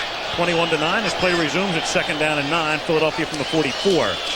Henry Thomas is back in the game. Brim has replaced Rutland at the corner. And the catch is made, and the flag goes down. Mike Quick makes the catch. And Good the flag. tackle by Fullington at the 40-yard line. Good flag there. Fullington way ahead of the ball. Tried to time it out. Well, you know who made that happen, though, guys? Back in the backfield, Keith Byers picks up Chris Dolman. Defensive pass interference, number 29, penalty refused, first down. That's a sack all the way if Keith Byers doesn't step in and pick up Chris Dolman, who again gets inside the left tackle. Watch this move to the inside by Dolman. Look how quickly he beats Heller, but right there is Byers. And Byers just doesn't get a hit on him. Byers pretty well stops him. And that's what allows Randall Cunningham to have the time to step forward and deliver the football. Frank, you touched on it, an all-purpose evening by Keith Byers. First down. Cunningham deep for Byers, but not even close. Byers pleading for a flag. Henry Thomas put the pressure on Cunningham that time, and Byers wants to know, where in the world is your flag, Mr. Field Judge? Well, I'm not sure. Merrifield is the field judge. I'm not sure the field judge even thought that was a catchable ball. That thing was thrown so short. I mean, watch where the ball drops in relationship to Byers. Cunningham had to release it long before he wanted to. Good pressure by Henry Thomas. That ball was a good 4 or 5 yards short. Second and 10. And this is Tony, who nearly had the ball come loose as he got started. Gets to the 33-yard line, and that's going to set up a 3rd and 4 as Joey Browner comes up to make the stop.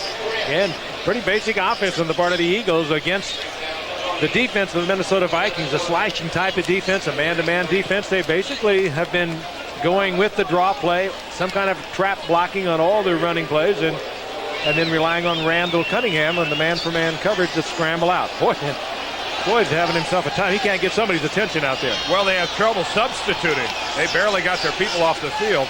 3rd and 4, safety blitz. They pick up Browner, and Cunningham with room to roam exploits it and takes it to the 20-yard line. The first man misses, and you got man-for-man coverage. The defensive backs running with receivers and an open field for Randall Cunningham, who is rapidly building up major numbers for the night. And again, this is Joey Browner, who's still down on the field. If you're going to come with that inside blitz, and that's what happened, Joey Browner came up the middle, it creates a tremendous void in the middle of the field. You've got everyone at the line of scrimmage, and then you have all of your secondary back in coverage. And once Cunningham gets around the corner like that, it's 15 yards before someone from the secondary, one, is alerted that he's on the move, and then has time to react and come up and try to make a play. Well, Keith Millard missing now. You're looking at a big part of the heart of that defense for the Minnesota Vikings, Joey Browner. Let's watch again. Yeah, watch. Here's Browner over here, and then watch the blitz come in the middle. It opens up this entire middle. If you're going to come, see, here comes Browner. Here comes Merriweather off to the right, but look at that void in the middle of the field. If you're going to gamble and come up the middle, you're really putting a lot of pressure on your secondary, not only to cover, but then to come up and play the run after Cunningham escapes. And good news for Minnesota is that Joey Browner gets up and is over on his feet on the Minnesota sideline. That's good news for everyone. And Rutland is back in the game. At the right corner, Grimm moves over to take Browner's spot. That's safety, and at the 21-yard line on first down, Cunningham throws low and incomplete, intended for Byers. Oh, and Byers was wide open that time. Randall just a little bit sloppy coming out of there, threw it right into the turf. Bad pass. He had the time, he had the area clear, no one in the way. He just threw it into the ground.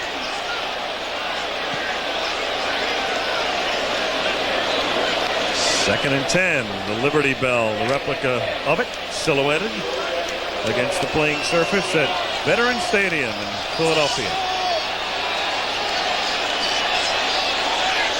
Second and 10.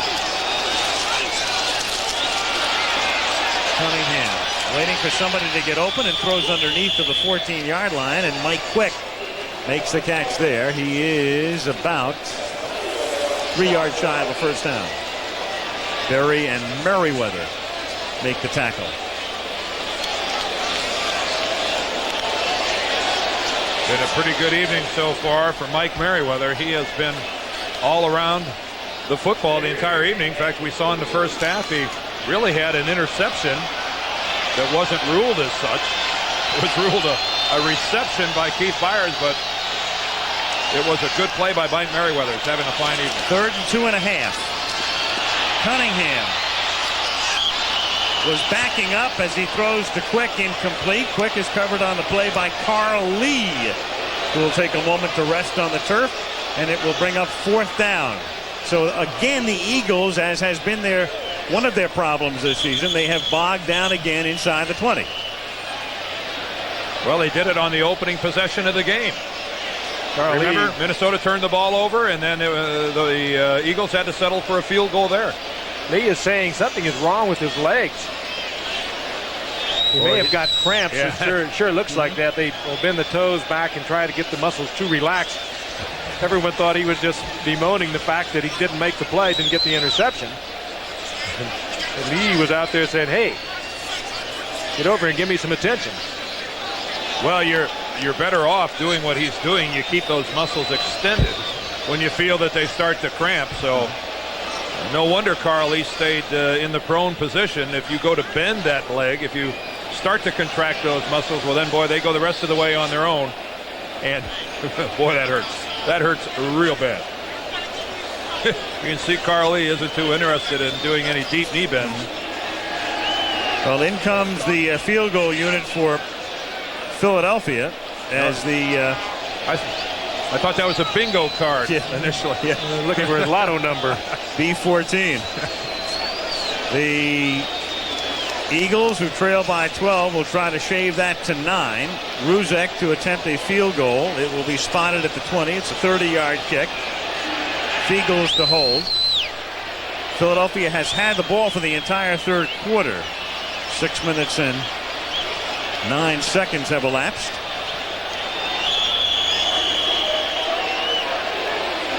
Ruzek 1 for 1 tonight, made a 38-yarder.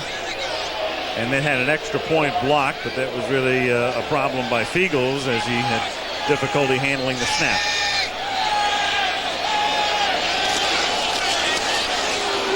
And Ruzek puts it through, but again, the Eagles bogged down inside the 20 after a drive that began at their 10.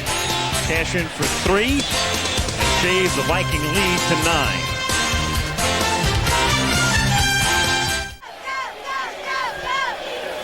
Veterans Stadium in Philadelphia. Minnesota on top 21-12, and the Vikings will be getting the football for the first time in the second half.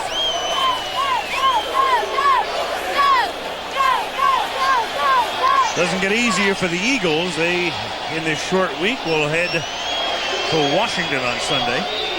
Vikings are off. It's the bye for 4 of the teams in the NFC Central this weekend, and their next outing is in 2 weeks against the Packers in Milwaukee. And as Halloween approaches, the crowds will get weirder. We'll be in for a couple of wild weeks as far as what we'll see in some of our crowds. And of course, we will now that you brought it up. Next week we'll get to see the dog pound all dressed up. Huh? Ruzek kicks it to Walker, and Herschel can't handle it again. Philadelphia picks it up, a lateral, and no touchdown. No, that's a muff. Touchdown, but Philadelphia ball. Yep, if that's ruled a muff, which that was, Herschel Walker never had possession. You cannot advance a muff. He never did control it, so even though he was moving while he was bobbling it, it was ruled a muff, and poor Herschel. He's having the kind of night that will give you nightmares. What a play by Reggie Rutland, though, in recovering the ball and then pitching it. And you'll see he never did have control. If he drops it there, goes for it here. I say Reggie Rutland, it's Wes Hopkins. Watch Hopkins pick it up. I got excited in my 48s, and the way he pitches it back to Lilly. What a... Boy, that's a big-time play. But again, if Herschel Walker would have had possession and then fumbled the ball, it can be advanced. The fumble can be advanced, but never having had possession, that's called a muff, and it's dead right there, right where Wes Hopkins recovers. Eagles have it at the 15-yard line, trailing by 9. Cunningham lost it toward the end zone, and Mike Quick can't make the catch. As Reggie Rutland was there, and in fact, Quick played the role of defensive back there to keep Rutland from intercepting it. There it is, Walker, and we mentioned it early on. And what does it mean? Sometimes it's difficult to compute these numbers, but coming into the game tonight, he had fumbled the ball once every 57 times he's handled it. Among the active players who've handled the ball 1,000 or more times, only 4 have fumbled with less frequency. So in other words, this is very uncommon.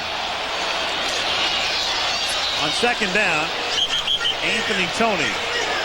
And in reality, Al, he actually has 3 fumbles tonight, but one of them was ruled down. Even though it was a fumble, it didn't count against Herschel Walker. The Vikings retained possession. And Frank, I've never carried the ball in this league.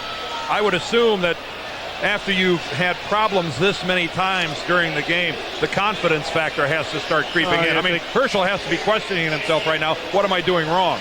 Well, you're thinking about it all the time. He's putting a lot of pressure on himself. But like I said earlier, he's been reading about the parade. He's been reading how he has not lived up to hopes, and he won't, and all the problems that go with it. And it just causes that kind of pressure that you just make the mistakes that you ordinarily wouldn't. 3rd and 8. Pressure on. Cunningham banged down at the 12-yard line. 7 yards shy of the first down. And again, they're going to have to settle for a field goal. The tackle here is made by Berry. The booing starts again, and the Eagles would at least try to get it to within 6. Pressure from Dolman once again, and Cunningham trying to get the ball to Jackson, the tight end. Dolman forces him out of the pocket. He wants to run the football, but he knows he needs more yardage than he can get. Finally, he is forced to, and he comes up short of the first. But again, look at Dolman catch him from behind. An all-star effort there by Chris Dolman. No one on the Eagle offensive line seems to be able to handle him tonight. 29-yard attempt by Ruzek is good. Ruzek is really hurting. I mean, take a look at him holding his side. He's got bruised ribs, and the last 2 kicks have really put Ruzek in pain. 6:57 left in the 3rd.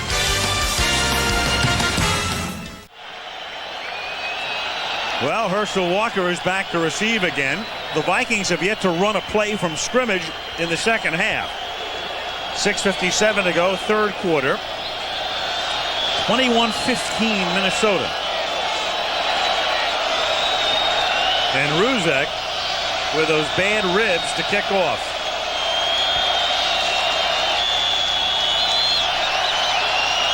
Takes a deep breath. Gingerly approaches the ball. Oh, look at him double up after he kicked it. He's really hurting. Walker at the 12. Out of bounds out at about the 32-yard line. Bad ribs won't kill you, but man, do they hurt. And there is a man in pain right now, Roger Ruzek. Watch this. I think Kenny Wolf, our producer, and Craig Janoff, our director, they're going to give us a shot of this. Watch this. Oh, you think that doesn't hurt? He got a pretty good leg into it, knowing it was going to hurt that bad. Lower part of the rib cage, obviously the rib cartilage, and nothing is quite as painful. Here's the Vikings' first play from scrimmage, coming with 6:48 to go in the 3rd quarter. Their first play of the half is a play fake, and then a deep cannon pass, incomplete, intended for Chris Gardner, and that time good coverage by Izell Jenkins. Gardner tonight with 2 touchdowns and another reception that took him inside the 1. Tomorrow night, it's the ABC Comedy All-Stars. At 9 Eastern and 8 Central, the whole family lines up to laugh with Roseanne, and then Craig T. Nelson stars as Coach. Tomorrow night, right here on ABC.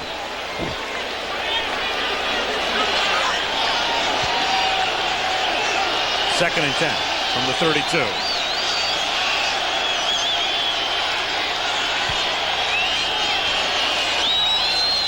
Here's Walker. Taken down from behind by Joyner and Golick.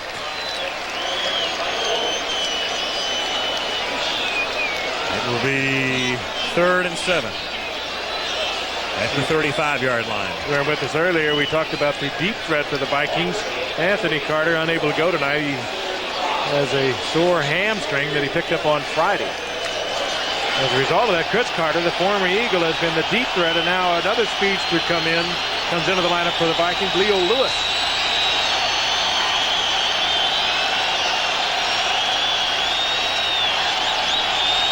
Gannon sends Jones in motion. Walker stays in the block. Flag is down. Gannon throws into a passel of green shirts and has it intercepted by Wes Hopkins. But there are 2 flags down, one at the 30 and the other at the 50. Well, the one at the 30, I believe, is a holding call. That'd be a holding call against Minnesota. Looked like Tim Irwin, the right tackle, really had a hold of Reggie White. But that's only one of the flags. One is up around midfield. Fouls against the offense. Holding 76. And defensive, offensive pass interference. Against the offense. The interception counts. First down. Well, you heard it explained by referee Gene Barth. Both fouls against the Vikings. Well, the Eagles are getting another turnover, and this is the way they usually win. See if we can pick up the holding call at the line of scrimmage. Well, there's 92 Reggie White going against Tim Irwin, and I think you're going to see he gets the corner on Irwin, and then Irwin is going to use the only recourse. He gets that right hand out there in front, and that brings the flag from the referee, and then there was offensive interference downfield. But nonetheless, it was a good play by Wes Hopkins on a short ball. From the 44-yard line. And Dolman chased and is sacked at the 33-yard line by the guy who led the league last year and then finally picked up his first in the Vikings' last game, and Dolman picks one up here. And no one tonight has even come close to blocking Chris Dolman. I mean, this guy has been everywhere. Again, it's Ron Heller, the left tackle, who's working against Dolman. Now, the one thing you can say in Heller's defense is that predominantly he's been a right tackle.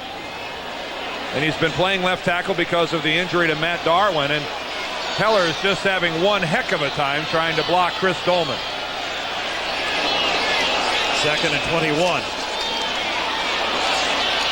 Cunningham, and there's Dolman again.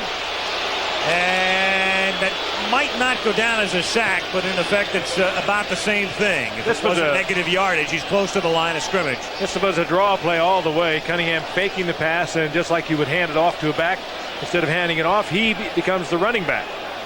The idea is to get Dolman out of the play on the part of Heller. He doesn't do that, and Dolman, with all his agility and quickness, rolls back into it and gets to Cunningham again. And that's officially no sack. It's just no yardage picked up on a simple rush. Dolman gets credit for the tackle. It's 3rd down and 21 with 4:23 remaining in the 3rd quarter.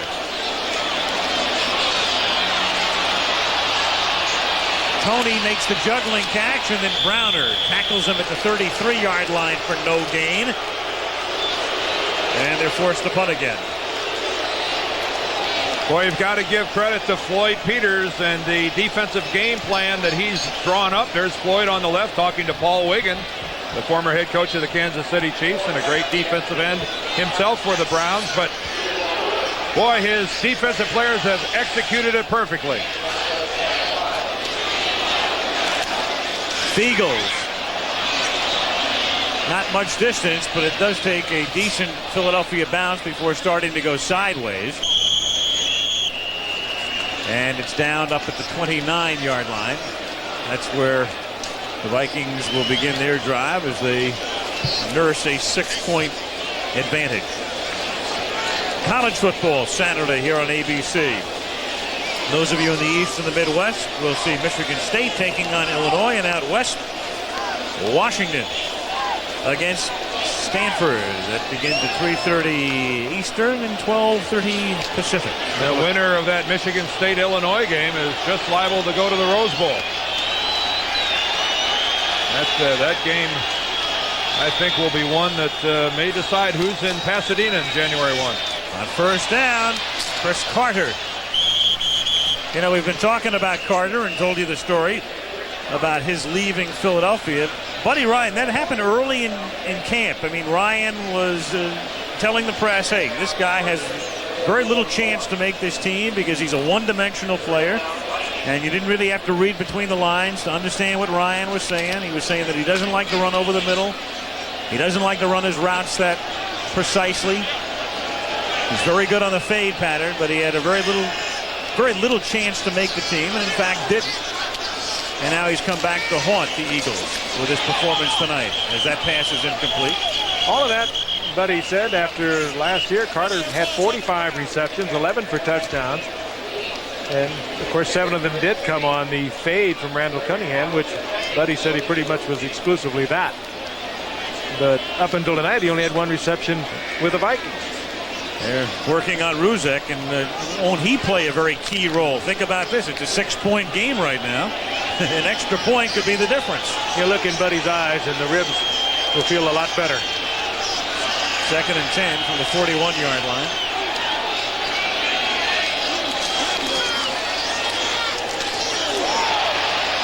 Catch by Jordan, and the tackle made by Eric Allen.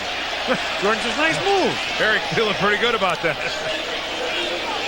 Well, when you're a cornerback and you're giving away a lot of size to a tight end, an unorthodox style going for the lower leg, a technique favored by a lot of the Eagles defensive backs. And one that's very dangerous to a receiver. Getting caught with all the weight on one leg. Knee doesn't work that way. 3rd and 7.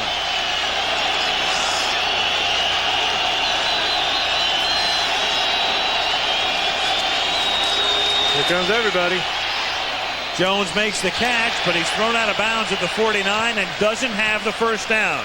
Ben Smith, the rookie, makes the tackle. Good defense on the part of the Eagles. They forced the throw.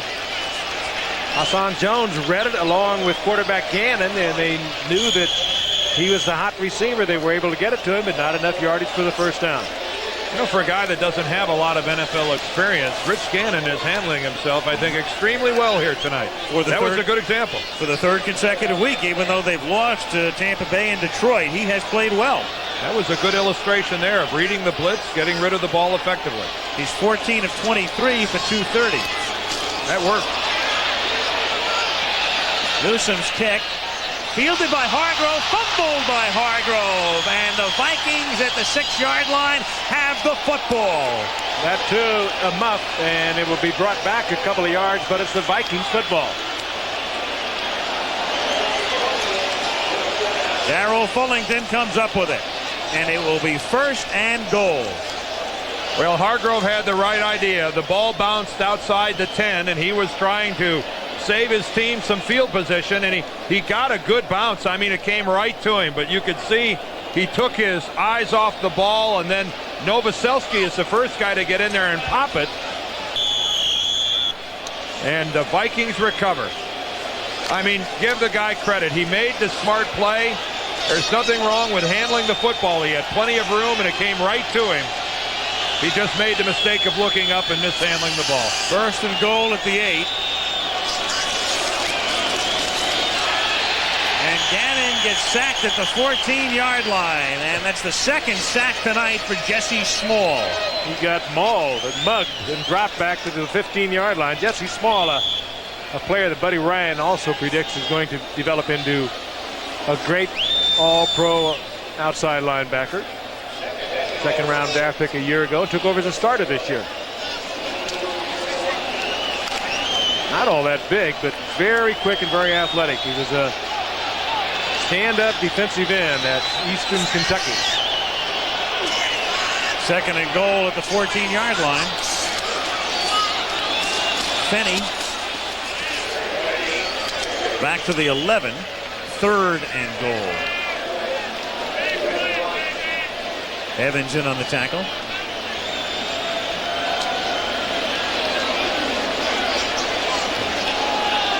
Under a minute remaining in the 3rd quarter. 21-15 Minnesota.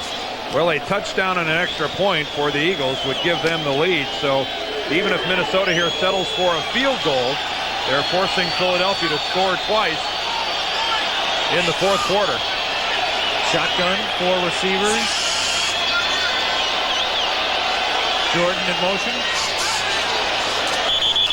And Gary Zimmerman moved in the offensive line.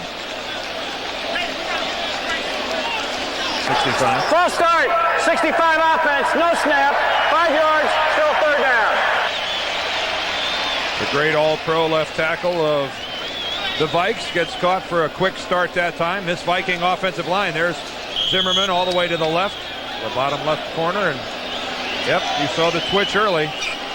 It'll be 3rd and goal, but we'll wait until the fourth quarter because under the new rules, the clock starts again after the penalty. And there's the gun. To the other side they go. It'll be 3rd and goal from the 15 when the fourth quarter begins. Minnesota leads by 6, and back we come to the vet after this word from our ABC stations. Veterans Stadium in Philadelphia. Al Michaels, Frank Gifford, Dan Dierdorf. Fourth quarter begins. Minnesota leading 21-15. It is 3rd and goal for the Vikings. And we've got Gene Barth signaling for an official's time out here. Somebody ran all the way up the sidelines to talk to Jerry Burns, the line judge. Well, not quite sure what something along the front of the Viking sideline. Yeah. Well, whatever it is. Here we go. Fourth quarter now begins officially. 3rd and goal.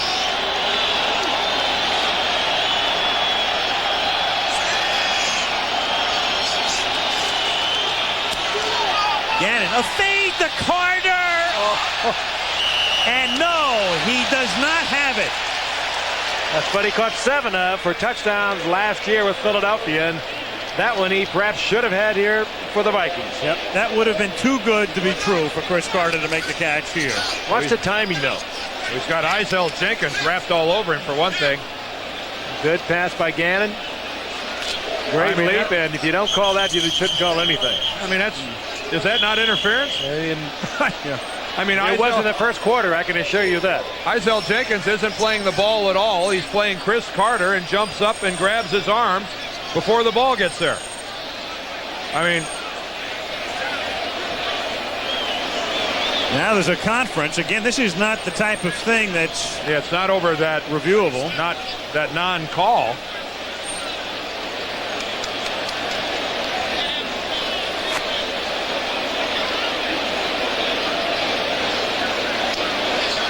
Little conference going on, and does look as though something is being reviewed, but you cannot review the possible penalty.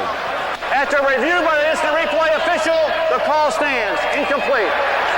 They were looking for possession, not interference. Right. Does Carter have possession in the end zone? Boy, it is close. Oh, boy. You know, you have to come down with both feet in the end zone. But again, keep in mind it was ruled incomplete. Here's a field goal attempt now, and a key one by Donald Igwebuike, and that's good. 33-yard field goal. And it puts Minnesota up on top by 9. To the right, One Liberty Place is the name of that building, part of the complex in downtown Philadelphia. Very similar in architecture to the Chrysler building in Gotham. Goodyear Blimp providing the shots as the Vikings kick off 24-15. Marvin Hargrove, whose fumble set up the last Viking field goal, returns the kick back to about the 23-yard line. Brett Novoselsky makes the tackle. Well, somehow this man and his offensive team must muster up a couple of scores. The Eagles trailing by 9 points, and the crowd here has quieted. And it's only going to take a run into the line of scrimmage. It picks up a yard or two to bring them out in force. We'll hear some boos. They've been trying to trap with their running all night long and not been successful at all. From the 23-yard line. Well, it takes a sack as well to do it. Thomas Struthers with the sack. A one-time Eagle. Couple desperate teams here tonight. We're going to be watching a couple next week. Well, certainly one of them, the Cleveland Browns, 2-4 in the Central Division of the AFC, and Cincinnati at 4-2. But if Cleveland can win, they're one game off the division lead. And that's, as you look at the races now in the league, that's the tightest race in any division in the AFC Central. Well, it's also one of the best rivalries in any division, the Browns and the Bengals. We did a game in Cincinnati either last year or the year before. I can't remember which one it was, which Brown-Bengal game, and now this one, of course, up in Cleveland in the Pound. And, you know, Sam Weiss, he's well thought of by most of the Cleveland fans. I remember his little speech to the Riverfront crowd a couple of years ago. You don't live in Cleveland. So it's a good game next week. And, of course, the Browns still struggling. You can't get around. Boy, Sam's been making a lot of sound bites, hasn't he, lately? And Cleveland, going for the record, they had a blocked punt again Sunday. Can you believe that? They had one yesterday? 4 of them now in the last 3 weeks. Whoa. 3rd and 18 from the 15-yard line. As Cunningham throws, Byers makes the catch, but for very little yardage, and he is wrapped up at the 20-yard line by Michael Brim.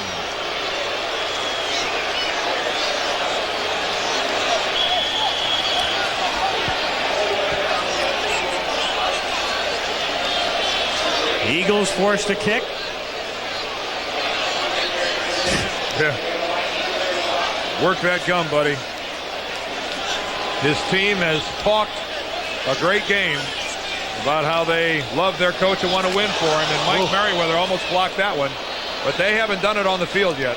Eagles gets the kick away. Leo Lewis is stopped as he begins his return at the 36-yard line. Merriweather with the near block. We talked about this. Some of the Eagles coming out and saying, well, things might help if they renewed the contract for Buddy Ryan. No, they can help renew the contract with a victory, but they're down by 9.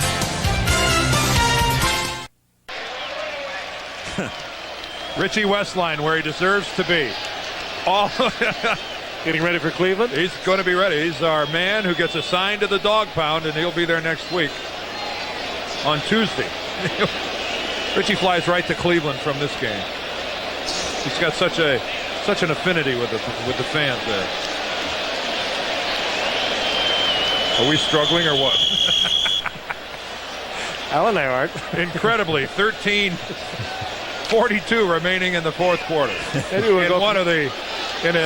a game where precision has been wonderful. So we go right to Cleveland from here. It's a good thing they speeded up the games this year. From the 36-yard line, Gannon for Carter, and he had it for the moment and couldn't hold on. Jesse Small was covering on the play. Gannon left that out a little bit. Carter had his man beaten by 3 or 4 yards. Well, Carter is complaining that it's interference again, although I think this was closer to being good coverage.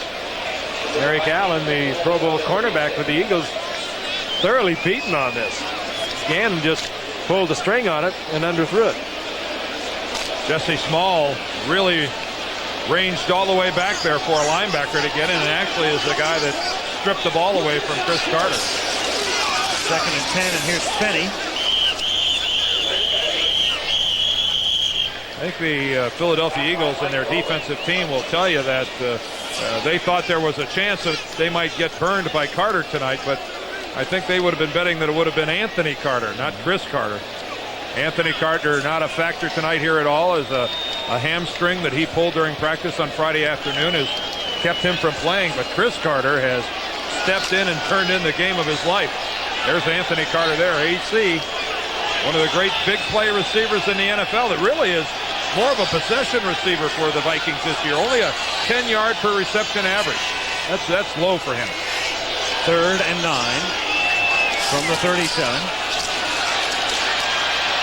Gannon throws, open man, and a nice catch made by Hassan Jones, and out of bounds he goes at the 47 to keep this drive going with 12:44 remaining in the fourth quarter. Interesting flip. You pointed out that Carter averaging just over 10 yards per reception. While Hassan Jones is averaging about 17 yards a catch. I asked Anthony before the game, I said, hey, when did you become a possession receiver? And he kind of started to laugh a little bit. He said, well, I guess it's when we lost Jim Gustafson. Man on the right is Norman Grayman, the not very happy owner of the Philadelphia Eagles at this moment. Well, I guess didn't want to be on. Yep, and the reclusive owner at the moment as well. This is Chris Carter, and that trickery and deceit will not get him anywhere as Ben Smith breaks the play up at the 49-yard line. Interesting how they are featuring Chris Carter, who came into tonight's game with one reception, having been picked up by the Vikings on waivers. Talked many times tonight about his release by the Eagles, but he has been a major part of their offense. They've hit him on deep passes. They've thrown to him short over the middle. Now they come with him on a reverse. Obviously, the Vikings think a lot more of him than Buddy Ryan thinks of him. 2nd and 12 at the 49-yard line. Well, Frank, I don't think it was ever a case that Buddy didn't like him. Every time we tried to talk to him about it, all he mentioned was his speed, that he didn't have enough speed in the open field. And, I think he likes him personally. I agree. I mean, Chris Carter looks like he can still play this game. Gannon takes off with it. He looked like he was going to slide and then realized, well, I got 2 more yards to go for the first down, and dives for it. He knew Andre Waters was back there somewhere. I think if he'd have kept his feet, he might have taken that in. Is that Ben Smith that comes in, number 26? A little juke there. Hello. I think Gannon fooled himself with such a quick change of direction. And it's close enough to measure for a first down with 11:30 remaining.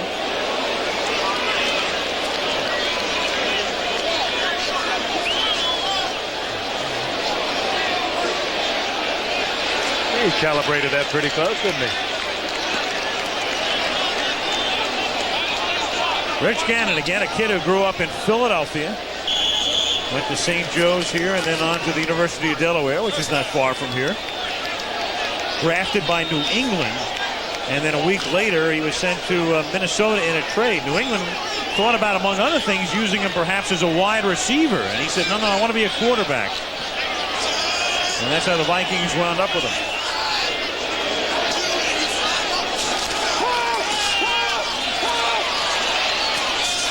Dropped by Finney. One thing that Gannon is enjoying here tonight is relatively good pass protection by this Viking offensive line. We touched on it there in the first quarter, how they'd begun to control the line of scrimmage. And when you stop and think about that, Jerome Brown and Clyde Simmons and Reggie White are some of the people that are after Rich Gannon. They have not really made his life all that miserable tonight. And when you consider also the Vikings have lost the services of Randall McDaniel, their all-pro left guard. He's been replaced by Adam Schreiber for the majority of this game because of McDaniel's bad ankle. 2nd and 10. Here's Carter. Pays the price after making the catch, taking it to the 34. Short pickup. Another guy who's missing on this series right now, the last 2, in fact, is Herschel Walker. Alan Rice has been in the backfield. Well, Herschel Walker has not done much of anything this football game. I mean, even the times that he's run with the football, he's not really exploded through the line. He's mishandled the ball. He's put it down on the turf, and I'm not sure I can disagree with the fact that Herschel Walker's on the sideline. He's been more of a detriment than anything else. 3 carries for 3 yards tonight. 3rd and 7. Here comes the blitz, and there goes Gannon. William Frizzell was the free man. They sent everybody. Yeah, there's nobody left to block. You've only got one back in your formation, and he's got to pick up a guy coming from inside. And that sign is appropriate, especially when you're talking about the quarterback. See the blitzers up the middle, but here comes Frizzell off the corner. There's nobody left. And so, Buddy Ryan, you gamble that your one-on-one coverage is going to hold for enough time to get somebody into the quarterback space, and it certainly did. Took him out of a possible field goal attempt. And the punt, though, is a very good one by Harry Newsome. It is downed by Mike Jones, and the Eagles will begin deep in their own territory with 9:47 remaining. Newsome ends up flat on his back and can't understand how come there's no penalty. Watch this. And no flag. It would have been in the first quarter. You figure it out.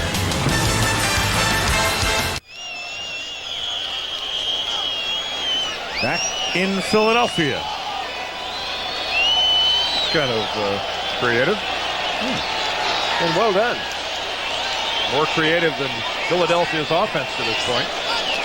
They have it from the 6-yard line, looking for some breathing room. Next sound you hear will... Get your earplugs out. Well, there it is. Mike Merriweather makes the tackle. What about this quarterback comparison? Head-to-head tonight? Gannon and Cunningham. Gannon in his third start in relief of the injured Wade Wilson, putting himself rather capably. Cunningham under 500, 13 out of 29 for 189. What we don't have there is the rushing of Randall Cunningham. 2nd and 9, and Cunningham escapes the sack and then gets taken down by Browner at the 14-yard line, short of the first down. It'll be 3rd and 2 with 9:08 to play.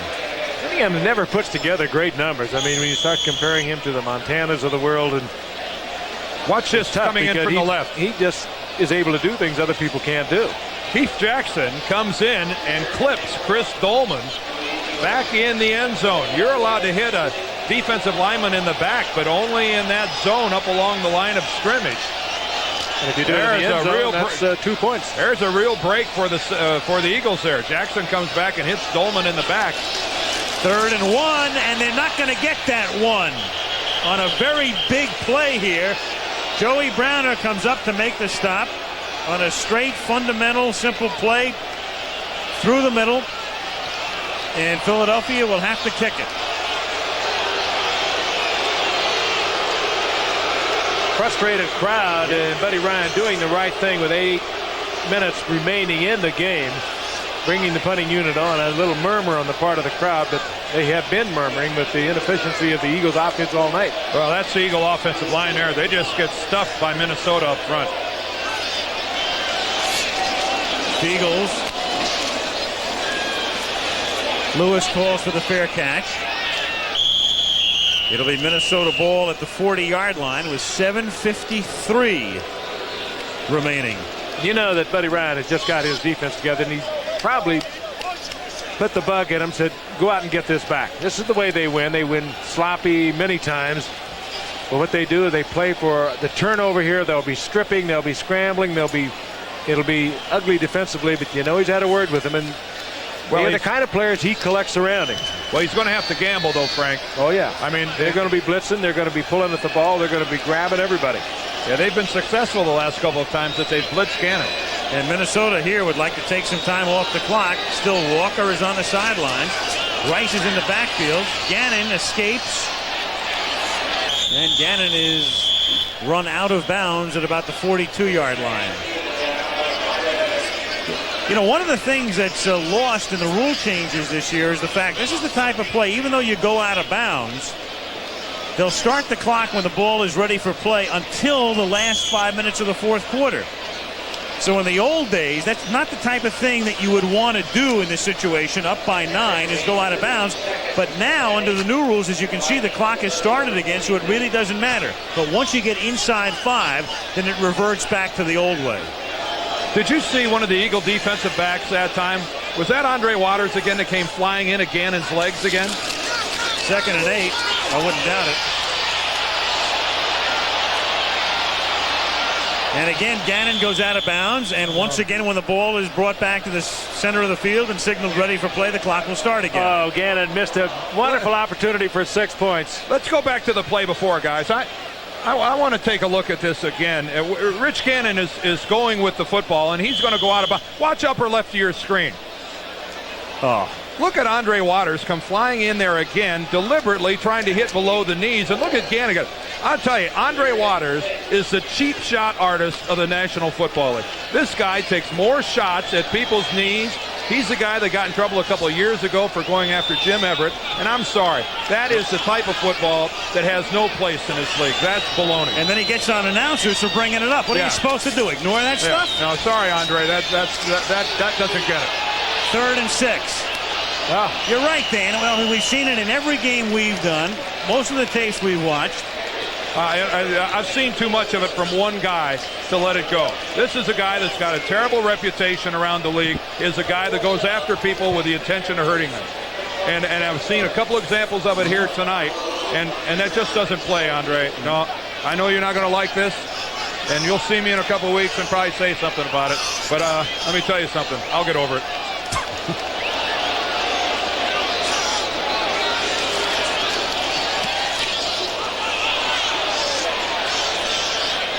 The kick by Newsom is inartistic and not real good as well. Down to the 21. And you are right, Dan. 1,000%. 6:27. Gannon hasn't backed away from it either. He's pointed a finger at him on 2 occasions tonight where he's taken a shot. And I give Andre Waters a lot of credit for the type of player he is. I mean, he is a good hard-nosed safety. He's skilled. He's a good open field tackler. I like everything about the way that he plays the game, with the exception of him intentionally trying to hurt people. 1st and 10 from the 21-yard line. Cunningham to Byers, and he's bumped out by Merriweather at the 28-yard line.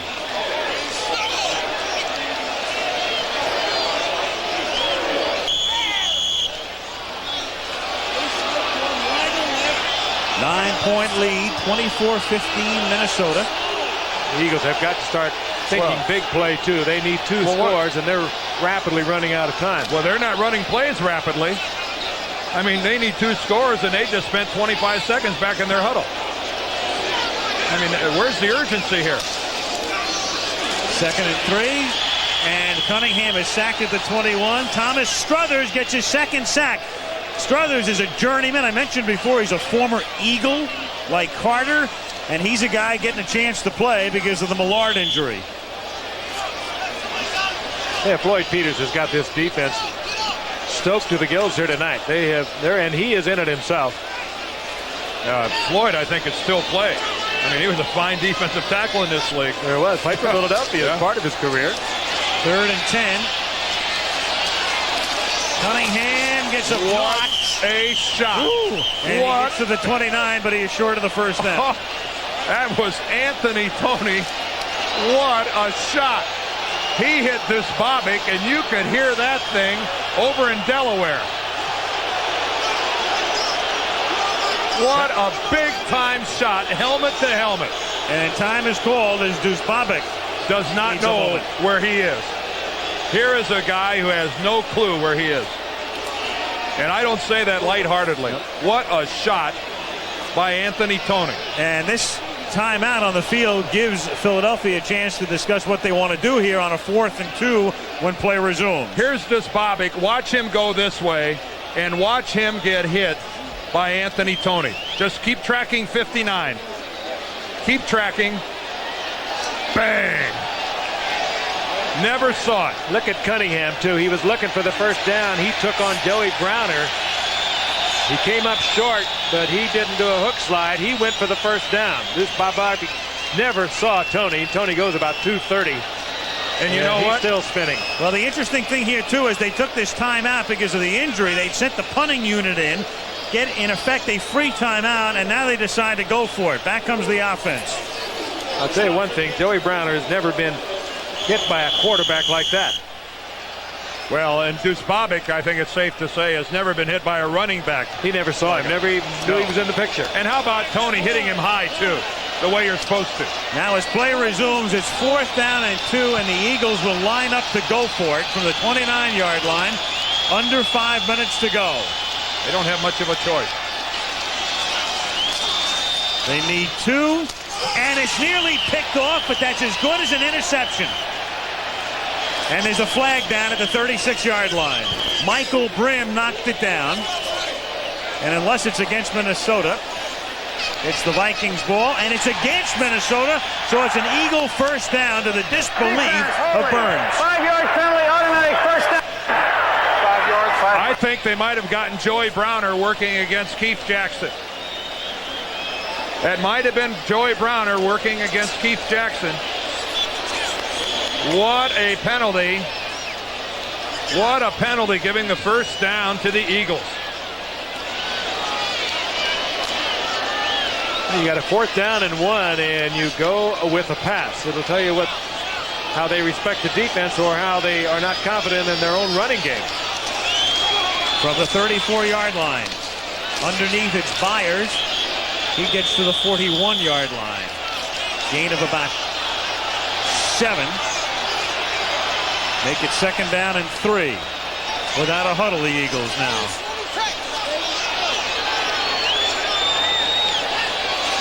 Vikings up by 9 and 2nd down and 3. That's a first down. Byers out of bounds at the 40-yard line. Heads up again by Byers. He took all he could get out of it before he gets out of bounds, and now inside 5 minutes, the clock will stop under the new rule. If I'm Minnesota right now, I say I've got to remove Keith Byers, and I have to do everything I can do to remove Keith Jackson from Philadelphia's passing game. Those are the 2 guys that Randall is going to go to. You see Dolman come out of the game to get a breather. Well, Dan, they have pretty much removed Jackson, the tight end, from tonight's game. He was the one that beat them last year. On first down, Tony can't make the one-handed catch. Covered by Michael Brim. 2nd and 10 with 4:10 remaining. What they've done with Keith Jackson tonight, the tight end, and a great receiver, the Philadelphia Eagles tight end, is covering with Joey Browner most of the night. Most teams will eventually get themselves in double coverage on 2 outside wide receivers and wind up covering Keith Jackson with a linebacker, and that's when he killed. He caught 12 passes against Minnesota last year. 2nd and 10. Cunningham fires. It's tipped, nearly intercepted, finally caught by the Eagles. Unbelievable touchdown. Fred Barnett.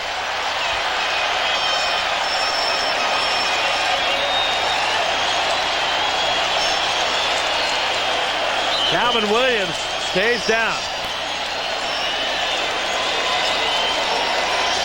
Jerry Burns doing his "can you believe this" stroll on the sidelines. Can you believe the way the touchdown was scored? No. And Burns also saying, can you believe we get a defensive holding call on a 4th and 2 and what would have been a change of possession? This was almost an interception. Should have been picked off right there. That's Brim. That's Michael Brim that hit the ball first, and the ball never hits the ground. Fullington knocked it up into the air. Barnett just hanging around watching and right into his hands. And Barnett, even though he's a rookie, didn't take him long how to figure out how to showboat on your way into the end zone. Again, this is unbelievable. That should have been an easy interception on the part of Brim. And they'll bobble right into the hands. Yeah, Calvin Williams keeps the ball alive by turning it up into the air again.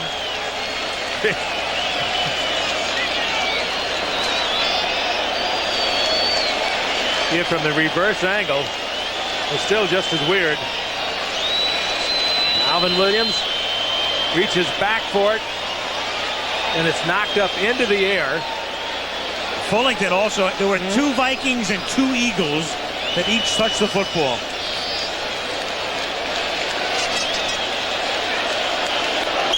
Meanwhile, here's Ruzek with the sore ribs. So this will be an adventure with the Eagles holding. If he makes this, the Philadelphia Eagles can win this game with a field goal. This would put them within 2. And it does at 24-22. And Ruzek again in pain. How do you figure this game? One of the more awkward games that I've seen in a long time. I mean, penalties, poorly run offense, but this game has had more than its share of big plays, and here's one of them. One person touches it. There's the second. Williams. Fullington also got a hand on it. Bobbles it right into the hands of Barnett. Yeah. Well, we saw Andre Rison yesterday from Atlanta doing his about a 10-yard shuffle into the end zone, and now Fred Barnett does his, I guess, adds his signature to the long list of ways to express yourself on your way into the end zone.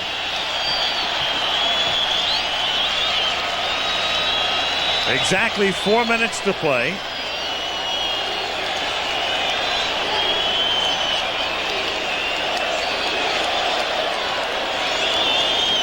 Again, that series turned on one of the bigger defensive plays of the year on the Vikings. Joey Browner was flagged for defensive holding on a 4th down play that was an incomplete pass. Gave the Eagles a 1st down, and they went on and scored.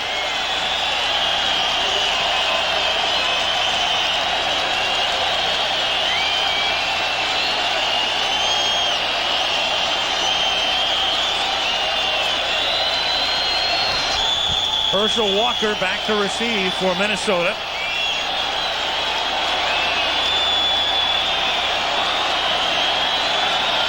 Ruzek after taking that deep breath. Walker at the 6. Back out to the 29-yard line. And let's face it, too, we talked about Walker and they traded for him last year. This is the type of situation when you want a Herschel Walker to come forward to keep the ball on the ground, to use the clock. 3:50 to go. Is Walker heading to the huddle or the sidelines? He's going to the sidelines. Al, you're exactly right. Man, they gave up 3 number 1s, 5 ball players, a 6th-round draft pick, 3rd-round draft pick, and a 2nd-round draft pick. He built the Dallas franchise for the future. And in the pressure situation, he's not playing. Rice and Finney are the running backs. Finney, he stopped at the 29-yard line. Byron Evans. 10 yards doesn't seem like such a long way. But at this stage of a ball game, a 1st down can be awful tough to come by. Watch Byron Evans times his shoot up the middle, picks his gap. A lot of times a middle linebacker can come up behind the play. Byron Evans timed that perfectly and got in on it. And look at the 2nd and 3rd man in on the part of the Eagles. Traditionally, and characteristic of the Eagles, they go for the football. That's Buddy Ryan's football. Look out. With the arm in motion. They have not called it an incomplete pass. They're going to call that a fumble. They are. Seth Joyner came blitzing through.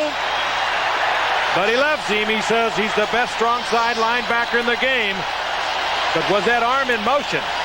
And Clyde Simmons makes the recovery at the 6. And the Vikings are screaming that his arm was coming forward and shouldn't be a fumble.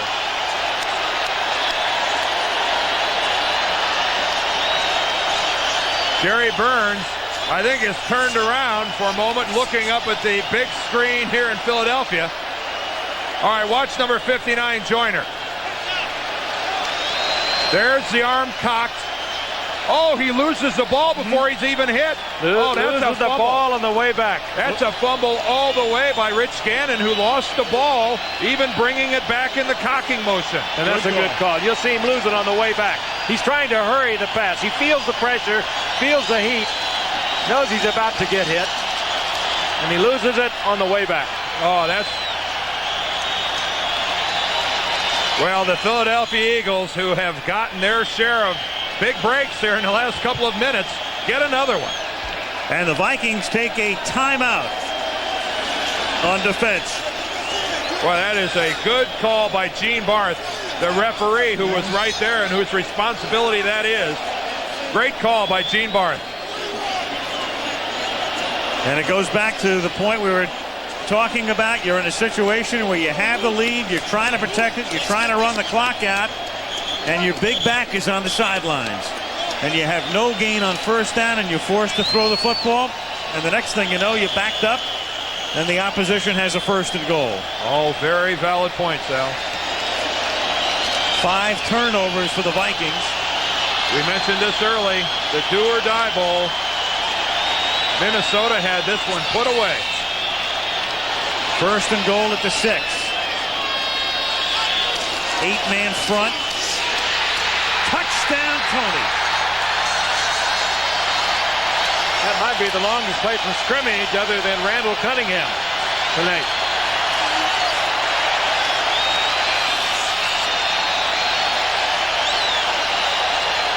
There's still plenty of time. Over 3 minutes remain in this game.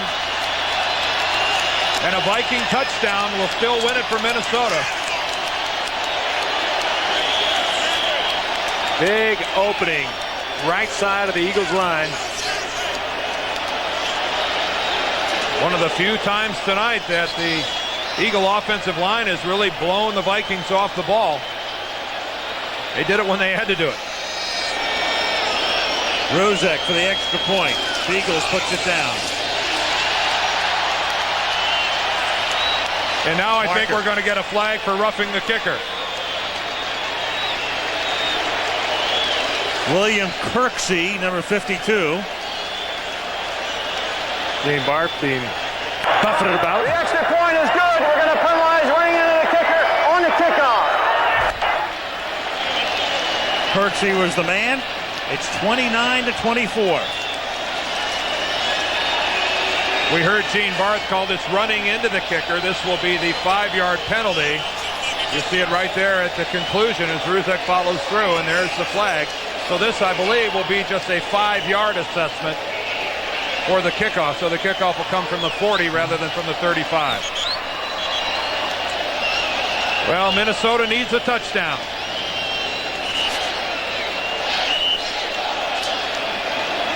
Wasn't long ago, all they needed was not to have a penalty on 4th down, and they'd have had this game put away. And wouldn't it be nice if Minnesota had available Anthony Carter, who, with the hamstring, has been on the sideline all night long. Minnesota with 2 timeouts. They had to use one on defense on that last series to regroup prior to the 1st and goal play. That was Jim McMahon talking to Randall Cunningham there a moment ago. Something tells me he was probably telling Randall, winning is winning. It has not been much of a night for Philadelphia offensively, but somehow they have 29 points on the board. And you have to feel for this man.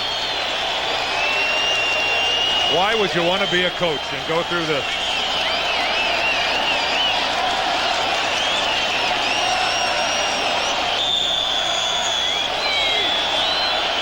Rozek.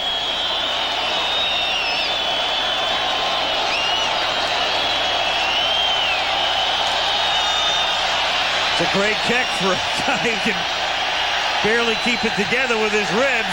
Touchback. Walker downs into the end zone. That's amazing.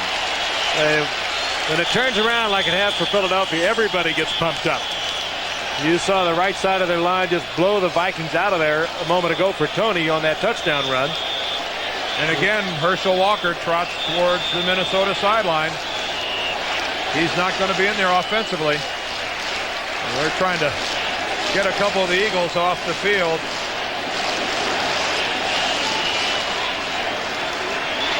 Bad ribs on the right side. Oh, that hurts. Of course, if Alex Karras was up here, he'd say too bad. Who cares if the kicker's got sore ribs? They are expendable. All he does is keeps the touchdown anyway, so who cares? 1st down, Minnesota at the 20. Gannon's going to try to use the shotgun even with this crowd noise. Hassan Jones for a gain of 14 to the 34-yard line. Clock running, 2:45 remaining. Tim Irwin not doing a bad job individually on Reggie White there. Reggie made a couple plays early and hasn't been much of a factor since then, although he's been double and triple teamed.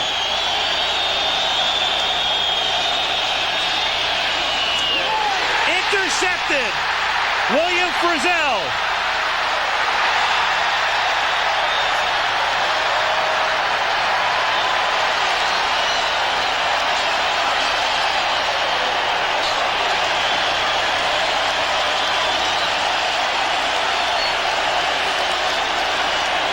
Well, one of the mistakes a young quarterback will make, and one without a lot of experience, is he will not look off the safety.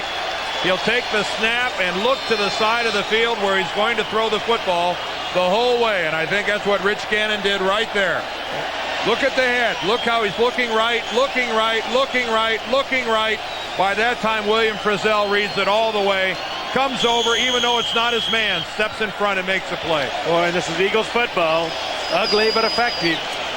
Bide your time, get the turnover, and capitalize on it. Beautiful play, beautiful read by William Frizzell, who's had a great night on special teams and has played a pretty good game of safety as well. 6 turnovers. This is Heath Sherman who gets his first carry of the night. And that will take us to the 2-minute warning unless Minnesota wants to stop the clock. Vikings have 2 timeouts. And they don't stop it here. They get the free timeout, or do they stop it here? They do take it. They take a timeout with 2:01. The injured Wade Wilson pacing. Oh, nothing more frustrating than to be on the sideline, a cast on your hand. He was off to a good start when he tore a tendon in his thumb several weeks ago, and they really don't know how long before he'll be back. Michiko Type, the offensive coordinator from the Jets, the new offensive coordinator, and both he and Randall Cunningham had a bit of a problem early in the year in training camp. All of a sudden they seem to feel that they're on the same page. Al, if the Vikings lose this game, how many road losses is this for them in a row?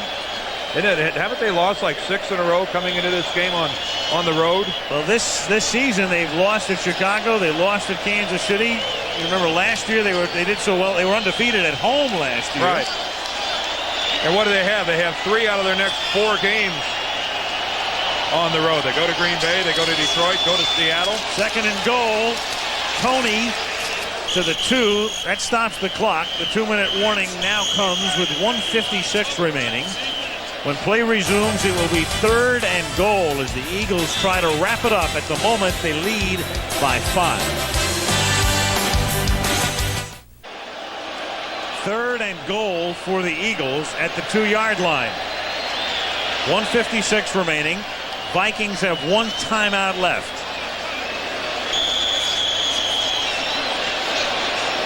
And they've got the field goal unit in here. The Eagles. This is third down where you can run a fake. Yep.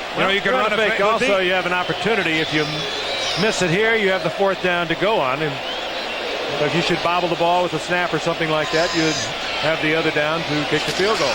Now they're going to kick the field goal and try to salt it away, and that gives them an 8-point lead. Ruzek from 19 boots it through.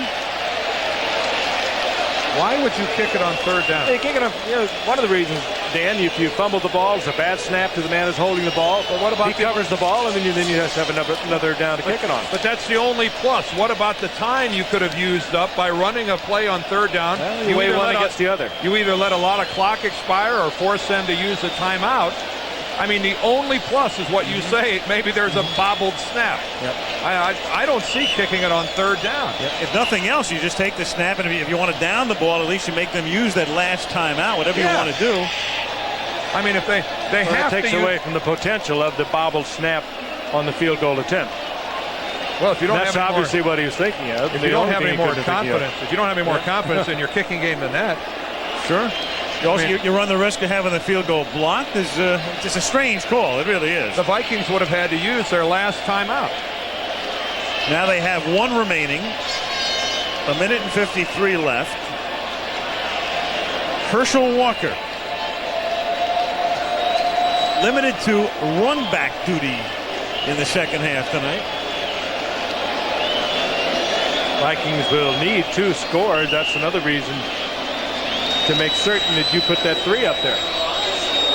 Yeah, but you can put 3 up on 4th down as well as you can put it up on 3rd down. But I do understand the reasoning of it. And I've seen it on other occasions.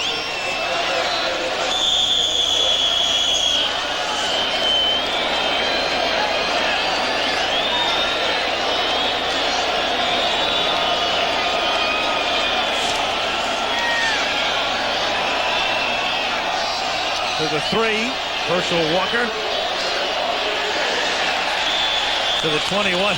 You can't say enough about Roger Ruzek. I mean, it's excruciating for him every time. And since he damaged those ribs, he's had to kick 10 times between extra points and field goals and kicking off. And good kickoffs. This one sending Walker back to the 3-yard line. I don't know for certain now, but it's probably rib cartilage, and nothing hurts quite like that. And wait till later tonight and tomorrow for Ruzak. Let's take a look at Herschel Walker again. Frankie runs into his own guy and just falls down. I mean, Herschel Walker just ran into the back of his own man and fell down. It's been a long night. Whoa. First and 10 from the 22-yard line. Incomplete, intended for Steve Jordan. 2nd and 10. I mean, this isn't, Barry Herschel Walker night, but just watch this when your team needs a big play. Yep.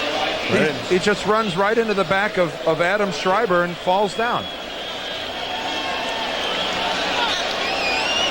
I don't have an explanation for that. I don't think the Vikings have one either. They would have had him in there when they needed him for a ball control offense earlier when they had the lead. 2nd and 10 from the 22.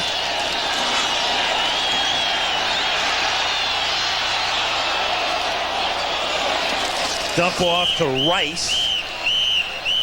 He's out of bounds at the 27-yard line. 1:36 remaining. Well, they speeded up the games all right this year. It's 12:29 Eastern time. If you throw in the replays we've had tonight, how many penalties? The penalties. Number of penalties. The penalties are what do it. I mean, the penalties, every time they stop the clock, and I know it gets started again, but still. Gene Barth has spent the good part of 20 minutes tonight on the field mic explaining everything. This one has been double ugly, but the Eagles keep themselves alive, and for the Vikings, it's going to be a long, long season. 3rd and 5, and that's incomplete. And Hassan Jones takes a pop from Andre Waters. That time, Waters almost let up on Hassan Jones. Well, really, though, as a safety there, I mean, that's what you're supposed to do in that situation. Guy comes over the middle, you got to hit him. You got to let him know that if he's going to catch the ball in this territory, he's going to take a pop. And I'll say one thing about Andre Waters. Hassan Jones decided that I'll quit looking at the football and start looking for 20. Jones wasn't even looking at the football. No, that's what Waters gets paid to do. But he says he does. He said, I'm not a cheap shot. He said, I'm an intimidator. He said, I'll take them on, and I'll take them on if they don't like what I do. And he's made a couple of bad hits tonight. And on 4th and 5, that pass is incomplete. It's amazing the way this game has turned around, because it appeared that the Vikings were on their way to turning their season around, and that there was going to be, well, a big problem here for Buddy Ryan had he started 1-4. And the next thing you know, the Eagles, with the turnovers, are able to cash in and take the lead, and will go to Washington with a victory. And the Vikings just shake their head, and they will next play a week from Sunday, and they'll be 4 games behind Chicago. And Buddy will be quick to tell you, we were 1-3 in 1988. We finished the year with 10 wins, and we won our division. And look at Chris Carter here, shake hands with Buddy Ryan. Class move by both guys. Hey, that's kind of nice, isn't it? Think there's not some respect here? First down for the Eagles, and Cunningham downs it. Minnesota has 1 timeout to use. It is Eagles football. Forced a turnover. They did it 56 times last year to lead the National Football League. They had a positive side of the turnover ratio by +24, and that's how it's coached, and that's what Buddy Ryan has brought to this game all for the many years he's been involved. I know Buddy doesn't stay around to shake hands after a ball game, but I know how fond he is of Jerry Burns, and the two of them were at midfield exchanging greetings before the game.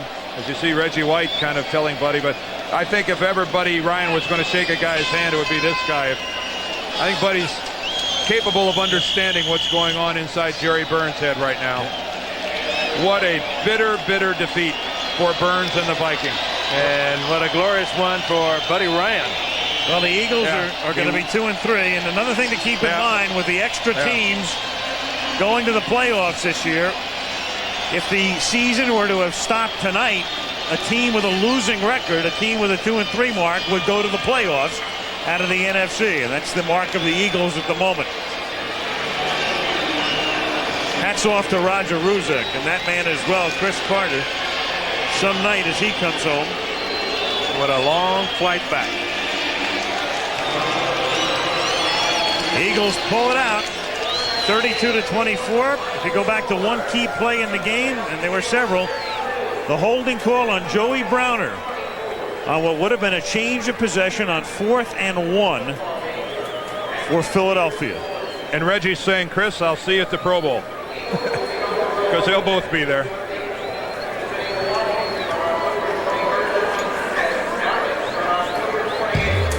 Crazy. W is a W is a W, as far as Eagles are concerned. 32-24, the Eagles beat the Vikes, and we'll see you next Monday night from Cleveland. Browns hosting the Bengals.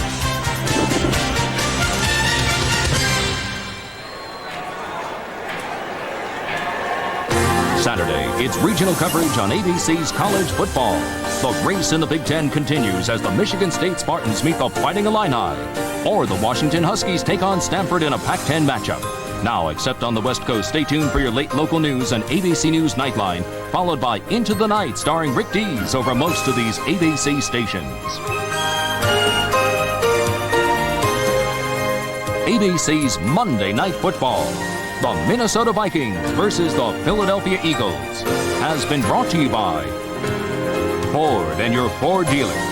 Have you driven a Ford lately? And by Norelco Lift and Cut Shavers for a new level of closeness and comfort.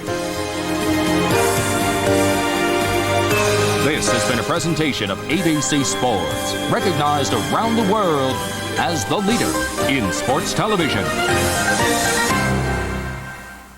A promotional fee has been paid to ABC by United Airlines.